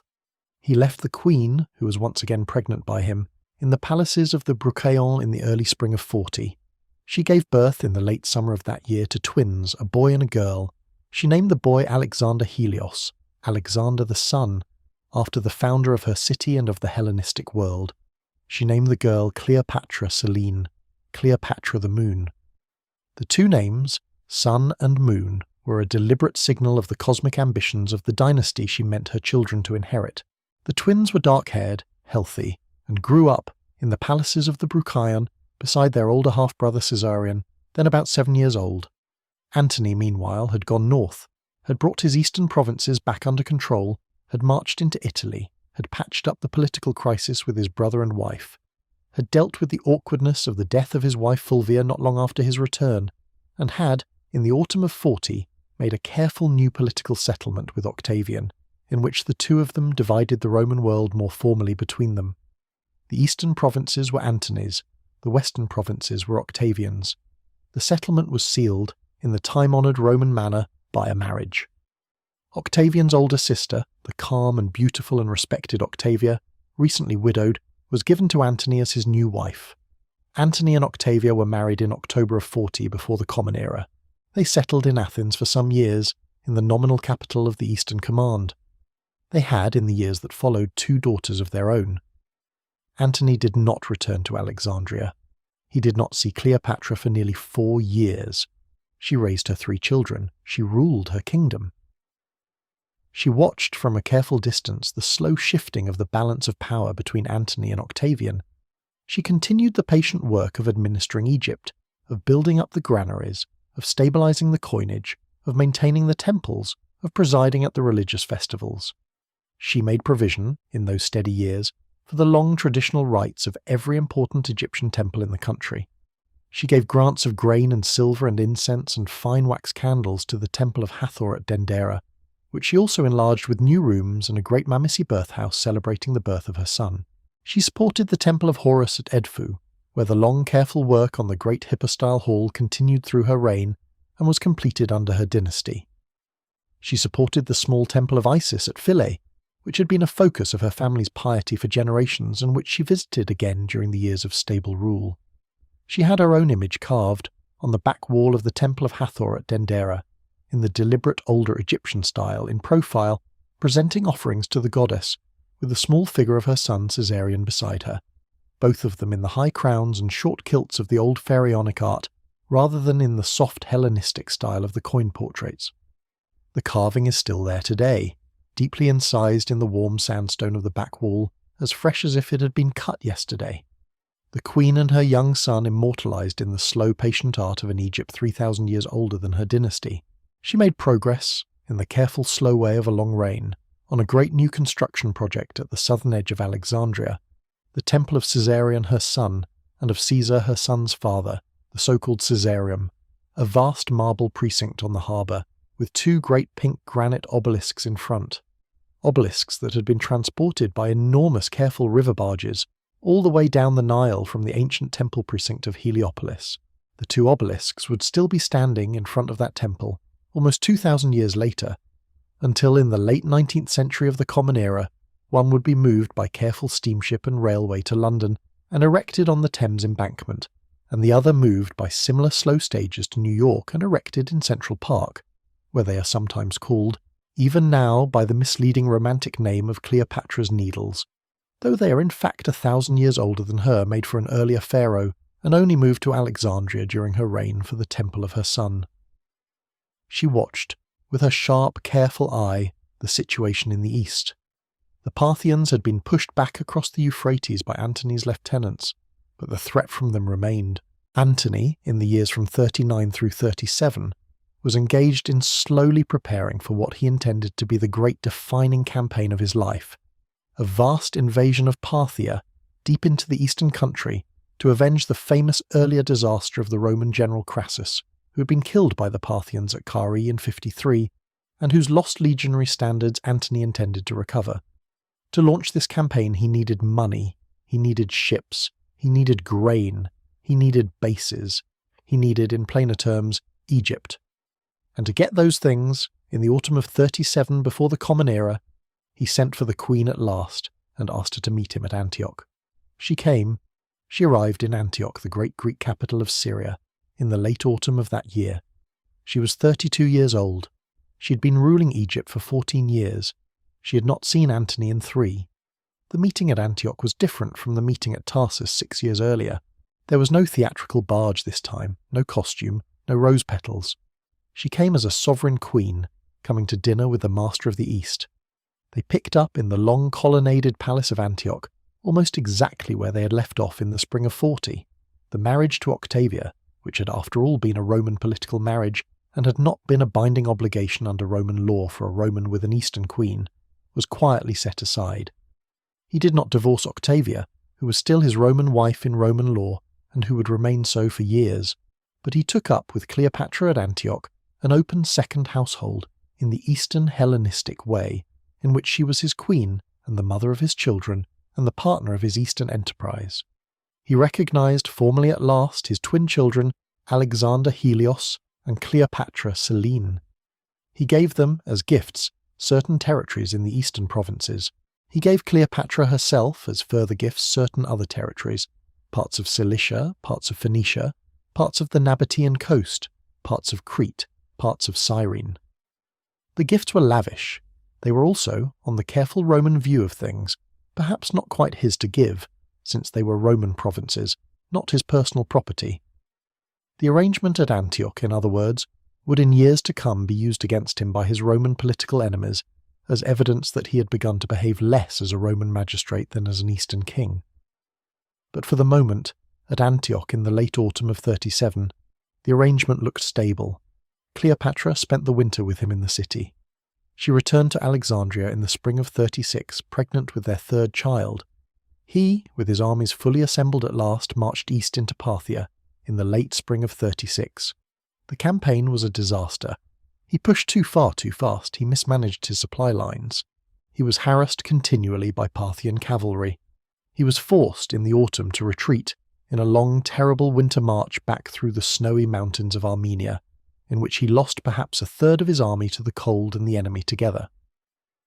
He arrived back in Syria in the early winter of 36 to 35, broken and exhausted with a disastrous campaign behind him, and he sent for Cleopatra to come to him with money, supplies, and reinforcements. She came with what she could bring in the spring of 35 with their newborn third child, a son she had named Ptolemy Philadelphus. She helped him reorganize. She brought him back to Alexandria with her, where he could rest properly in the winter of 35 to 34. Meanwhile in the west, the political climate was turning slowly and steadily against him. Octavian, who had spent the years since their division of the empire patiently consolidating his hold on Italy, on the western provinces, on the loyalty of the Roman Senate and the Roman people, was beginning, with the slow, quiet skill that would mark his entire long career, to make Antony look bad. He spread, through agents and through his own careful public speeches in the Senate, the line that Antony had gone native, that he had abandoned the Roman virtues, that he had become the slave of a foreign queen, that he wore Eastern robes, that he sat on a throne of gold beside a woman who was both his mistress and a Roman magistrate's Eastern competitor. Octavian made a great show in Rome of caring for Antony's neglected Roman wife, his own sister Octavia, who continued, with patient grace, to manage Antony's Roman household as if no breach had occurred. The Roman public, with their long, deep distaste for foreign queens reaching back to the wars with Carthage, took the bait. Octavian's careful, long propaganda campaign was, in the years from 35 through 32 slowly reshaping the Roman political imagination of what was happening in the East. Antony and Cleopatra in Alexandria did not help themselves. In the autumn of 34, after a successful small campaign of Antony's into Armenia, in which he had captured the king of that country, the two of them staged in Alexandria a great public ceremony that came to be called the Donations of Alexandria. They sat together, Antony and Cleopatra, on two great gold thrones erected on a high silver platform in the Gymnasium of Alexandria, with the four children seated on smaller thrones below them. The queen was dressed as the new incarnation of the goddess Isis, with a broad-winged headdress of the goddess upon her hair, in robes of pleated linen embroidered with gold, the small wings of Isis painted on her shoulders. Antony was dressed in the long flowing robes of a Hellenistic monarch, with a gold diadem on his brow. Before the assembled crowds of the Alexandrians and the foreign delegations and the priests of every temple in the city, Antony declared, in a long careful speech, the formal redistribution of much of the eastern Mediterranean among his children and his queen. Cleopatra was named Queen of Kings, the formal Hellenistic title carrying suzerainty over other rulers. Caesarion, then about 13, was named King of Kings, with the explicit further declaration that he was, by Antony's formal acknowledgement, the legitimate son and heir of the late Julius Caesar. Alexander Helios, then 6, was named King of Armenia and of Media and of Parthia, that is, of all the lands that Antony intended to conquer in his ongoing eastern campaign. Cleopatra Selene was named Queen of Cyrenaica and of Crete. Ptolemy Philadelphus, then about 2, was named King of Syria and of all the lands as far as the Hellespont. The crowds cheered, the musicians played, the platform was struck, the children were carried back to the palace, the dynasty had publicly redrawn the map of the East. When word of the donations of Alexandria reached Rome, Octavian made the most of it. He had the Roman Senate read the dispatches aloud. He thundered, in carefully prepared speeches against the spectacle, a Roman magistrate giving away Roman provinces to the children of a foreign queen, dressing himself in Eastern robes, calling a foreign-born child the legitimate heir of Caesar over against Caesar's chosen Roman heir, who was, as it happened, Octavian himself. The argument that Antony was no longer a Roman, that he had become an Eastern king, that he had abandoned the Republic, gained ground steadily in those years, in the Roman streets and the Roman Senate. Antony's own supporters in Rome, his lieutenants and his political allies, began, one by one, to defect to Octavian. By the autumn of 33, the breach between the two triumvirs was open. By the spring of 32, Octavian had publicly read out, in the Senate, what he claimed was Antony's will, deposited with the Vestal Virgins by Antony some years earlier. The will, whether genuine or doctored by Octavian's people, contained certain inflammatory provisions, that Antony wished to be buried when he died, in Alexandria beside Cleopatra rather than in Rome, that he formally acknowledged Caesarion as the legitimate son of Caesar, that he made bequests of Roman territory to his children by Cleopatra. The reading of the will did its careful work. The Roman Senate, by the late spring of 32, formally declared war, not on Antony, who would have been hard to declare war on as a fellow Roman magistrate, but on Cleopatra, the foreign queen of Egypt, on the formal grounds that she was an enemy of the Republic. Antony, by the same formal logic, was reduced to a private citizen who had unfortunately allied himself with that enemy. The careful constitutional fiction allowed Octavian to make the war, in Roman eyes, a war against a foreigner rather than a civil war between Romans, which made everything, in his careful, long calculation, much easier. Antony and Cleopatra had been preparing for the war for months. By the late summer of 32, they had moved the bulk of their forces to the western coast of Greece, with their main fleet anchored in the wide curving Gulf of Ambracia, on the western Greek shore, near the small headland called Actium.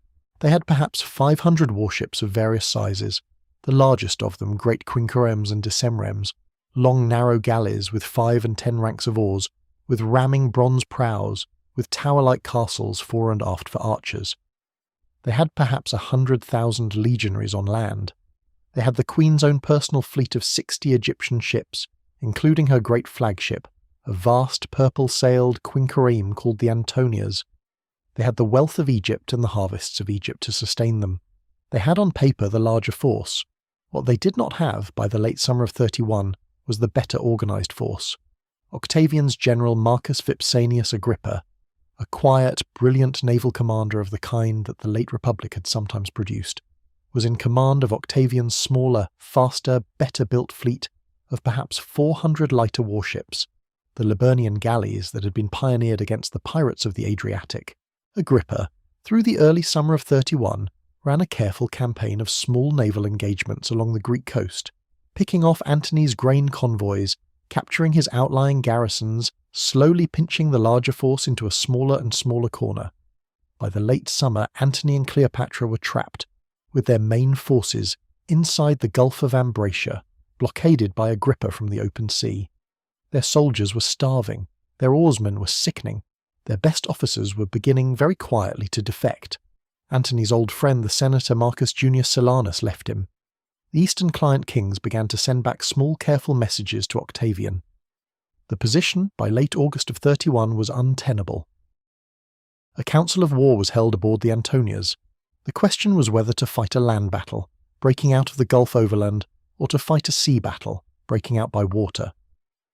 The land generals favoured the land option. The legions, they argued, were still strong. The soldiers were the best in the Roman world. A fighting retreat over the mountains of Greece could preserve the army for another campaign.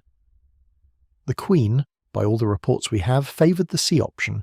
She argued that the army on land would be slowed, harassed by Octavian's cavalry, picked apart, and that the only way to preserve any chance of returning to fight from a position of strength was to break out by sea, with the treasure aboard the ships, with the Queen and her court aboard the ships, with what could be saved of the army aboard the ships, and to sail back to Alexandria to raise a new army from the long deep wealth of Egypt. Antony, after long consideration, sided with her. The decision was taken. On the 2nd day of September in the year 31 before the Common Era, at the mouth of the Gulf of Ambracia, in the calm late summer Mediterranean, the great battle that came to be called Actium was fought. The two fleets faced each other in long lines across the open water at the Gulf's mouth, Antony's ships in the inner line, Agrippa's in the outer. The wind, as it usually did in those waters in the late summer afternoons, came up from the northwest. Antony's larger, heavier ships moved forward first.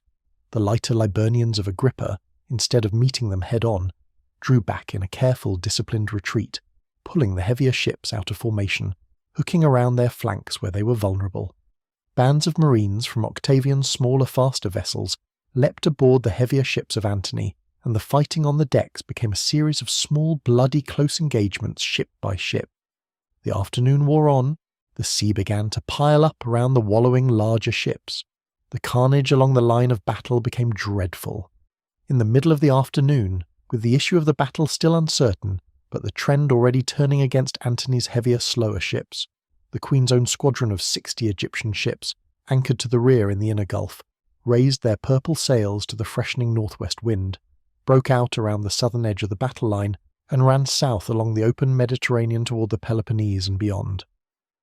Whether this was the agreed-upon breakout that the Council of War had planned, or whether it was the Queen's own decision to escape with the treasure when the day was lost, has been argued for 2,000 years.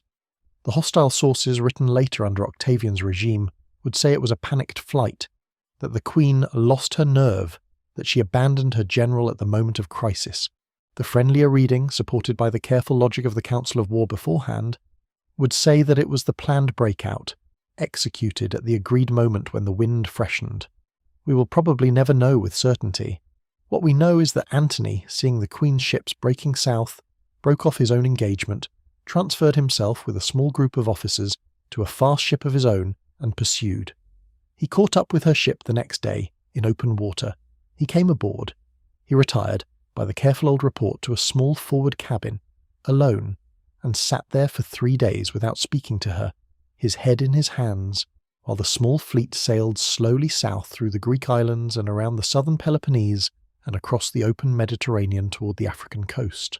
Behind them, in the gulf they had left, the rest of the fleet had been destroyed or had surrendered to Agrippa within a few hours of their departure, and the great army they had left on land, deprived of its general and its treasury, had surrendered with bitter dignity to Octavian within a week. The Eastern campaign was over, the war was over, they were finished. They came back to Alexandria in the late autumn of 31 with what little they had been able to save. They tried, for a few months more, to keep up appearances. They held banquets. They appeared in public. They issued decrees. The Queen, with the deep practical sense that had marked her whole career, began at once to plan what came next. She began to consider whether some new arrangement might still be possible, perhaps with Octavian, perhaps without him. She began to gather the royal treasury into the high marble building she'd begun to construct, some years earlier, on the harbour near the Temple of Isis, as her own future mausoleum, a tall windowless square stone building with a single heavy entrance, in which the gold and silver and ivory and ebony and frankincense of the dynasty could be safely stored and, if necessary, defended. Antony, by all the reports, slipped in those final months into a deepening despair. He withdrew for a time to a small house he had built for himself out on the mole of the harbour near the lighthouse, which he called the Timanean, after the famous old misanthrope Timon of Athens. He drank heavily. He spent days alone, looking at the sea. He came back eventually to the palace, but he was not the same man he had been. The old golden warmth had gone out of him. The inimitable livers, the dining society of the long winter of 41, was disbanded, and a new society was formed, called the Comrades of Death, the Synapothanoumenoi, dedicated to the careful conviction that nothing now remained but to die together with as much dignity as could be managed. The members of the new society dined together, by the surviving accounts, with as much luxury as the old society had enjoyed, but with a quieter undertone, the slow, careful undertone of people who know that the end is now in sight. In the spring of 30 before the Common Era, Octavian, having spent the winter consolidating his hold on the eastern provinces, marched south at the head of a large army into the Levant and approached the Egyptian frontier at Pelusium. At the same time, his lieutenant Cornelius Gallus marched east from Cyrene along the coastal road. The two prongs of the invasion converged on Egypt from east and west. The garrison sent out to defend the eastern frontier were brushed aside. Pelusium fell. Octavian's army marched up the desert road from the eastern delta and came to the outskirts of Alexandria itself in the early days of August. Antony rode out to meet him on the morning of the 1st of August in the year 30 before the Common Era. He had, in the early dawn light, at the head of a small force of cavalry, attempted one last small charge against Octavian's outposts, and had, to his momentary surprise, scored a small tactical success, driving back a screening force of Octavians. He returned to the palace, briefly hopeful, to embrace the Queen and to dine, perhaps, with her. The next morning, the 2nd of August, he led out his army again, this time both his cavalry and his infantry and the small remaining squadron of the Egyptian fleet, to face Octavian's full force in the open ground east of the city. As the two lines came within distance of each other, his cavalry, by prearranged agreement with Octavian's officers, defected, riding across the ground to join the larger army. His remaining ships, in the harbour, raised their oars in salute and then turned and rowed across to surrender to Octavian's fleet. His infantry, seeing the cavalry and ships gone, broke and fled. Antony was left, in a single moment, with no army at all. He rode back into Alexandria in a black despair. He made his way to the palace.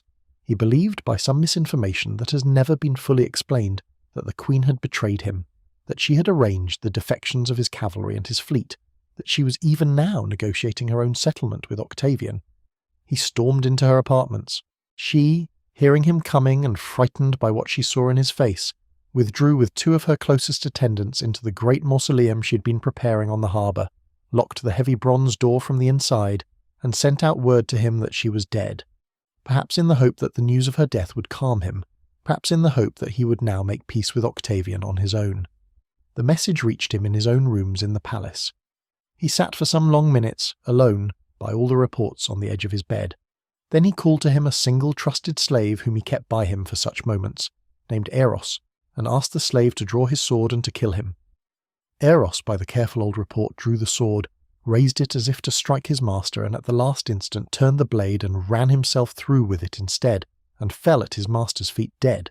Antony, looking down at the loyal body of the slave who had loved him too much to kill him, took up the blade with his own hand and drove it into his own belly.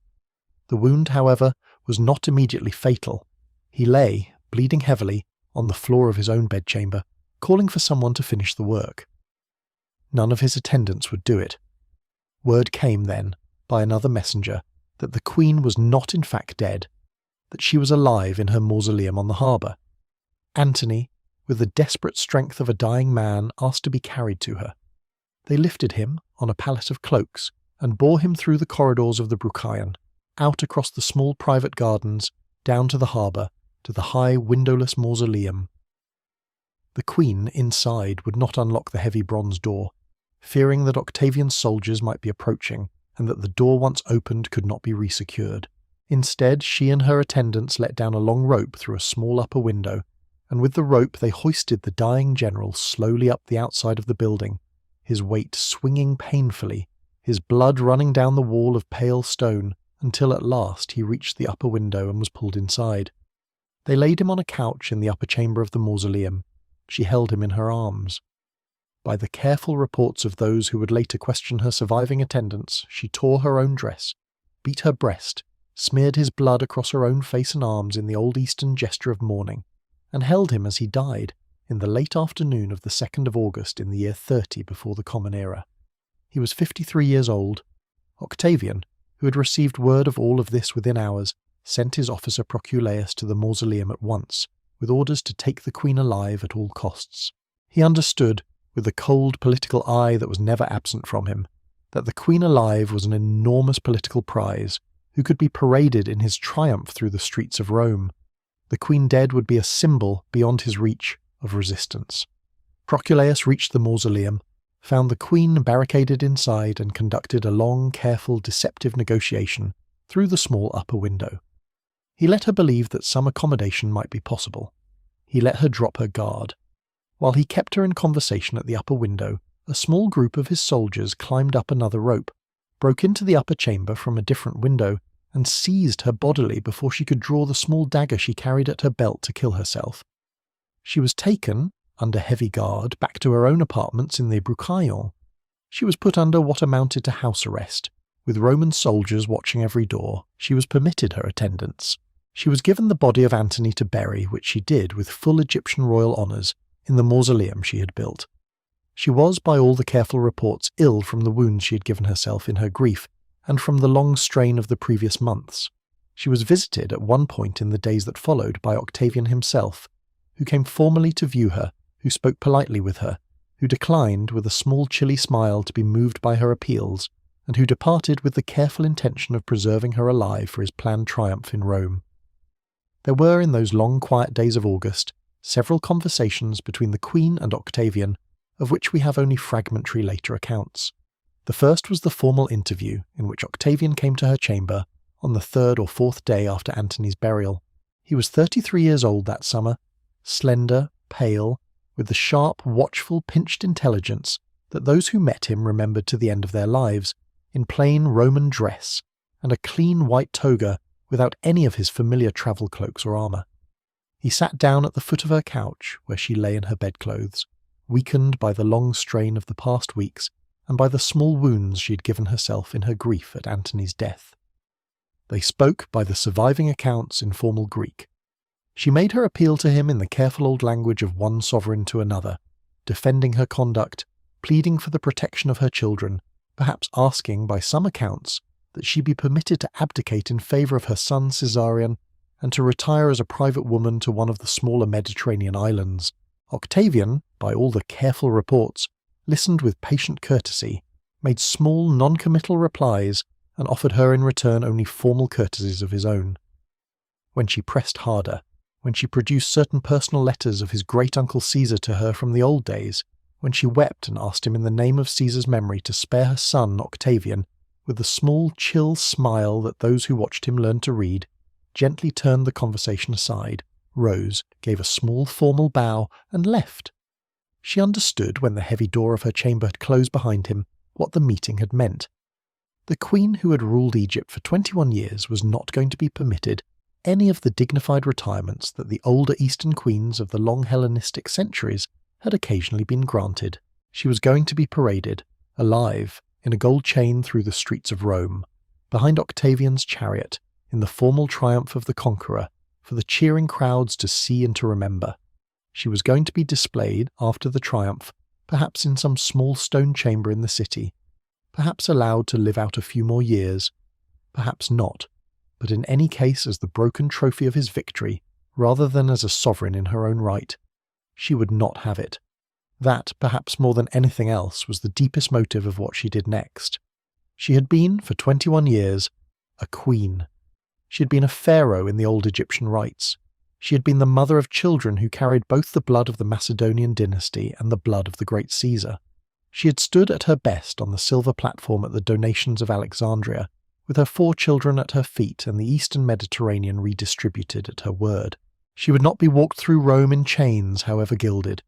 She would not be the gawking spectacle for the holiday crowds of the new emperor's victory parade.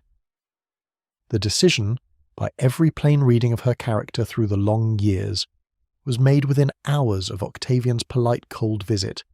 She, however, in the long, careful intelligence of her own preparations, had other plans. She had spent her life in libraries among scrolls about poisons. She had, in the earlier years, conducted, by some accounts, careful experiments on condemned prisoners to determine which poisons gave the easiest and most painless deaths. She had concluded by those long studies that the bite of the small Egyptian asp, the cobra of the Nile, induced a quiet, almost peaceful death, with little pain, with a slow easing of the breath into stillness.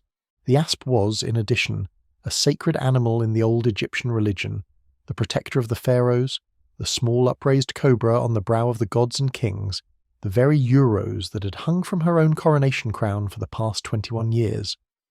To die by the asp would be to die, in the old Egyptian symbolism, by the bite of the divine itself returning to the gods. On the morning of the 12th of August in the year 30 before the Common Era, 12 days after Antony's death, she dressed herself in the full ceremonial regalia of an Egyptian queen. The long pleated white linen sheath gown, the wide gold and turquoise pectoral collar, the gold ank at her throat, the gold bracelets stacked on each wrist, the tall gold and lapis royal uraeus crown with the rearing cobra at her brow. She had her 2 closest attendants, Eros and Charmian, who had been with her since girlhood, dressed themselves in similar though less elaborate royal style. She had a careful midday meal prepared and brought to her chamber, and she sat down and ate it slowly with composure, with her 2 attendants beside her. Afterward she had a small basket of fresh figs brought in from the markets, the basket having been arranged earlier that morning, by a careful agreement with one of her own retainers, to contain, hidden beneath the soft fruit, a small live Egyptian asp. She wrote, after the meal, a final letter to Octavian, asking only that she be allowed to be buried beside Antony in the mausoleum she'd built. She sealed the letter and gave it to a careful messenger to be delivered. The messenger left. The chamber was, for the first time in weeks, briefly free of Roman observers. She turned to the basket of figs. The exact details of what followed have been told and retold for 2,000 years, and the truth of any of them is now beyond exact recovery. The most repeated old account is that she drew the small asp out of the figs, held its head against the soft skin of her left forearm or her left breast, and let it bite her. The asp was found, afterward, still in the room, perhaps coiled in the basket, perhaps slid away into a corner. There were 2 small punctures on her arm.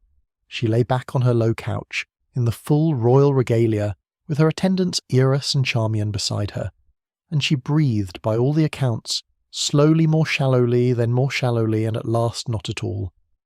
Eros, by some accounts, had taken the asp's bite a few moments before her, perhaps to test its certainty for her queen, and lay already dying. Charmian, when the Roman officers, alerted by the suspicious quietness of the room, broke down the door, was found still adjusting the crown on the dead queen's head with steady fingers. The lead officer, surveying the scene, asked Charmian, in a sharp voice, whether this was well done. Charmian, with her last breath, replied, by the famous old account, very well done, and worthy of so many kings as her ancestors. And then she too sank down beside her queen, and died. Outside the chamber, in the long marble corridor of the Bruchaillon, the late summer afternoon was already turning toward evening. The sea wind off the harbour was moving through the open colonnades, lifting the long pale linen curtains in their slow soft folds, carrying the smell of salt and of the dried fruit of the figs from the markets and of the small lemon trees that grew in the inner gardens. The lighthouse on Pharos, far out at the end of the long causeway, had begun, with the lengthening shadows, to brighten its slow, steady fire. The bell of the watch in the inner harbour had begun, in its ancient careful pattern, to ring the close of the second watch of the afternoon. The city, which had been hers for 21 years, was unaware, for one more brief hour, of the quietness that had fallen in the upper chamber of the palace where its queen lay. The Roman sentries at the door, hearing nothing inside, attended to their orders and their boredom. The small cat of the palace household, which had been, by some accounts, in the chamber that morning, and which had been gently put out into the corridor before the figs were brought in, sat now in the doorway of an adjoining room with its tail curled around its paws, looking in the way of cats, at nothing in particular. The slow, long Mediterranean afternoon went on without her. Cleopatra was 39 years old. She had been the Queen of Egypt for 21 years and 3 months. She was the seventh and the last of her name, and the last sovereign pharaoh of an independent Egyptian state. With her death, the long dynasty of the Ptolemies, which had ruled Egypt for 275 years since the founders general had taken the throne, came to its end. Egypt itself was annexed, in the months that followed, as a personal province of Octavian himself, governed thereafter by a Roman prefect appointed directly by the emperor. The grain of the Nile, which had fed the dynasty, would now feed the city of Rome. The Library of Alexandria, the lighthouse on Pharos, the marble palaces of the Brucheion would all continue to stand for some long centuries yet, but no longer as the seat of an independent power, only as the wonders of a Roman provincial capital. Octavian, when he was told of the queen's death by the careful old reports, was angry that she had escaped him, but only for a moment. He was, in his quieter way, also impressed. He gave the order, in honour of her wish, that she be buried beside Antony in the mausoleum she had built. He gave orders also that her 3 children by Antony, the twins Alexander Helios and Cleopatra Selene, and the small younger Ptolemy Philadelphus, be taken to Rome, to be raised there in the household of his sister Octavia, who had once been Antony's Roman wife, and who agreed, with her quiet, long-patient grace, to take in her former husband's children by another woman. The twin Cleopatra Selene would, in time, be married to Juba II, the king of Mauritania in North Africa, and would live a long, calm, queenly life in his court, and would die a respected matron, the only of the queen's children to leave descendants. The boys Alexander Helios and Ptolemy Philadelphus would disappear from the records, presumed to have died young. The eldest, the one boy who was not Octavian's nephew Caesarion, the small, dark-haired prince who had been the formal co-ruler with his mother for the past 14 years, was a different problem altogether. He was, by Antony's formal acknowledgement 4 years earlier at the donations of Alexandria, the legitimate son and heir of the dead Caesar. He was, in Octavian's careful constitutional mind, an alternate Caesar, a challenger. The queen had sent him, in the last weeks of her life, by a fast caravan south up the Nile and then east along the old desert road to the Red Sea, with a quiet plan to escape by ship to India and to live out his life in the long anonymous East. He was overtaken on that journey by Octavian's agents, who promised him, with a careful smile, safe passage if he would return to Alexandria. He returned. He was strangled, by Octavian's orders, sometime in the early autumn of 30 before the Common Era. He was 17 years old. His name was officially struck from the dynastic rolls. The line of the Ptolemies with him was extinguished. Octavian, with the long, patient quiet that had characterized his entire career, returned in due course to Rome.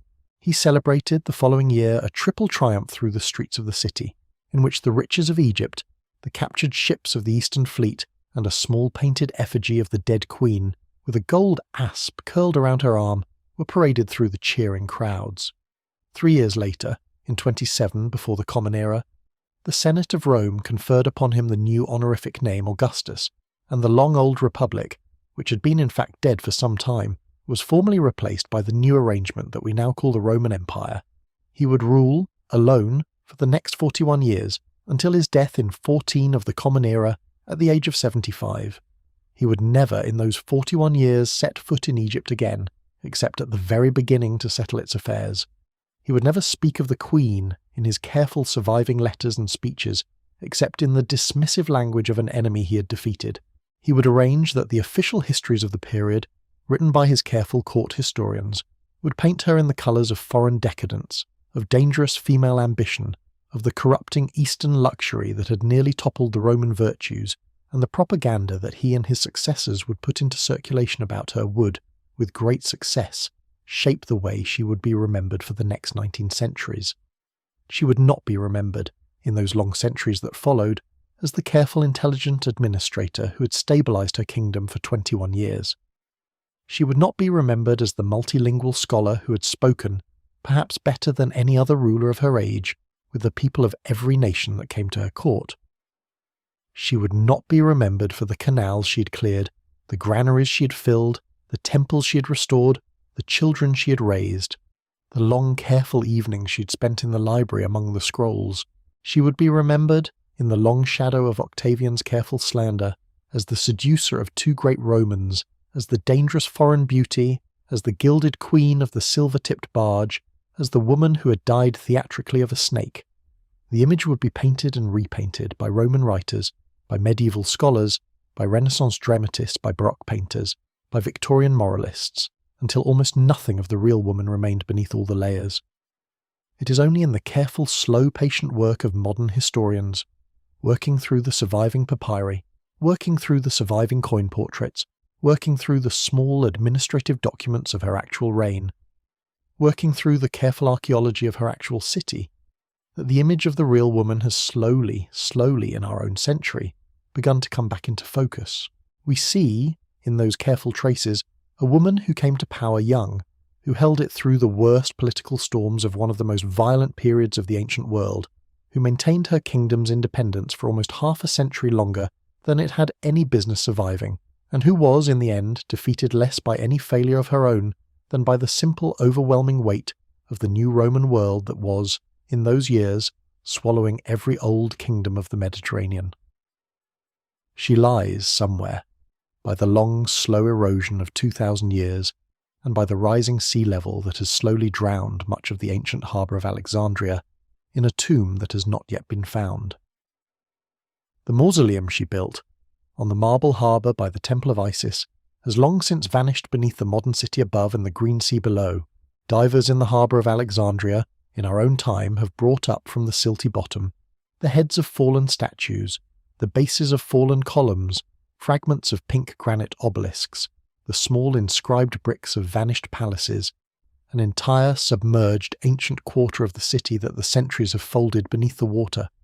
Somewhere, presumably in the silty tangle below, lies what remains of her mausoleum, of her body, of the body of the man she lay beside. They have not been found. Perhaps they will be. Perhaps they will not. The Mediterranean, in the long patient way of the great seas, holds its secrets quietly and shares them only at its own pace. The lighthouse on Pharos that she had known from the windows of her childhood would stand, with various reconstructions and repairs, for another 1,400 years before a series of medieval earthquakes finally brought it down. The library of the Maussion that she had walked in as a girl would survive in declining form for several centuries more, before the slow attritions of fires and neglects and political collapses reduced it to nothing. The white marble palaces of the Bruchaillon would stand, becoming the residences of Roman governors and then Byzantine officials, for some centuries before the long subsidence took them too. The dynasty of which she had been the last would not be repeated. No Greek-speaking pharaoh would ever again rule Egypt. The country would pass, in the long 20 centuries that followed her, through the hands of the Romans, the Byzantines, the early Muslim caliphates, the Mamluks, the Ottomans, the British, before becoming the modern Egyptian Republic of our own day, by which time the city of Alexandria itself, much smaller than it had been in her time, would still bear the name of the founder who had marked it out in barley flour on the sand 3 centuries before her birth. She remains, in the long telling and retelling, the figure of her own legend. She remains the woman in the carpet, the woman on the golden barge, the woman with the snake. She remains also, beneath the legend, the careful, intelligent reader of papyrus scrolls in the long marble afternoons of her childhood, the multilingual conversationalist with the soft, inflected voice, the patient administrator at her writing table, the tired mother of small children whom she sent away in the last weeks of her life to try to save them, the queen of a kingdom too small to hold off the rising new world around it. She's both at once the legend and the woman, and tonight, dear listener, in the slow, soft way of the long histories, we have tried, very gently, very calmly, with no hurry at all, to see her once more as she may have been, at the windows of her childhood looking out at the lighthouse, on the marble throne at her coronation, in the lamplight of the audience with Caesar, on the silver-oared barge at Tarsus, in the long winter of the inimitable livers, on the silver platform at the donations, on the deck of the flagship at Actium, in the upper chamber of the mausoleum holding the dying general in her arms, on the low couch on her last quiet afternoon, with the basket of figs at her side and her two oldest companions beside her, and the gold and lapis crown adjusted gently on her brow. The Mediterranean, in the long evening light, lay then, as it lies now, soft and dark and wine-blue, along the curving harbour of Alexandria. The lighthouse on Pharos, which had been built 3 centuries before her birth and would stand 14 centuries after her death, threw its slow, steady fire out across the water. The palms along the promenade moved gently in the warm evening wind. The scribes in the Mausion, perhaps, were laying down their reed pens for the night. The merchants were closing the heavy carved shutters of their warehouses. The fishermen were drawing in their nets and turning their boats toward the small inner harbour for the night. The city, which had been hers, went on in its slow, steady, ancient way, as it had gone on before her, and as it would go on after her, quiet under the long northern stars of an Egyptian summer night. Sleep now, dear listener, rest now. Let the small lamp in your room dim further. Let the sound of your own breathing become as steady as the slow oars of the silver-tipped barge moving up the Cydnus River in the calm late summer afternoon, as steady as the slow beat of the Mediterranean against the marble wharves of the royal quarter, as steady as the slow turn of the bronze beacon in the lighthouse high above the dark harbour. Let the long calm centuries close gently over you. Let the queen, and her general and her son, and her dynasty, and her library and her city and her sea fold quietly into the long dark, where they have lain now for 19 and 20 centuries, and where they will lie, quietly, while you sleep, all the long peaceful hours of this evening. There is perhaps one final small image to leave you with as you sink the rest of the way into your own quiet evening. There is a small fragment of a temple wall in the back chamber of the Temple of Hathor at Dendera, deep in the upper Egyptian river country, where the warm sandstone holds, even now, the carved profile of the queen and her son. The carving is done in the old Egyptian way, profile, formal, the queen in the tall double crown of Upper and Lower Egypt, the small figure of her son beside her, both of them offering jars of incense to the goddess. The light, in the back chamber of the temple, even today, falls through a small high opening at a particular slow angle in the late afternoon, and for a few minutes each day the warm carved profile of the queen catches the long Egyptian gold of the light. She is, in that moment, almost 2,000 years gone, and almost present, and almost smiling at the small kindness of an evening sun she did not live to see. Good night, dear listener. Good night from quiet centuries, where histories are told softly for the longest nights. We will be here again tomorrow with another quiet long story. Until then, sleep deeply and well.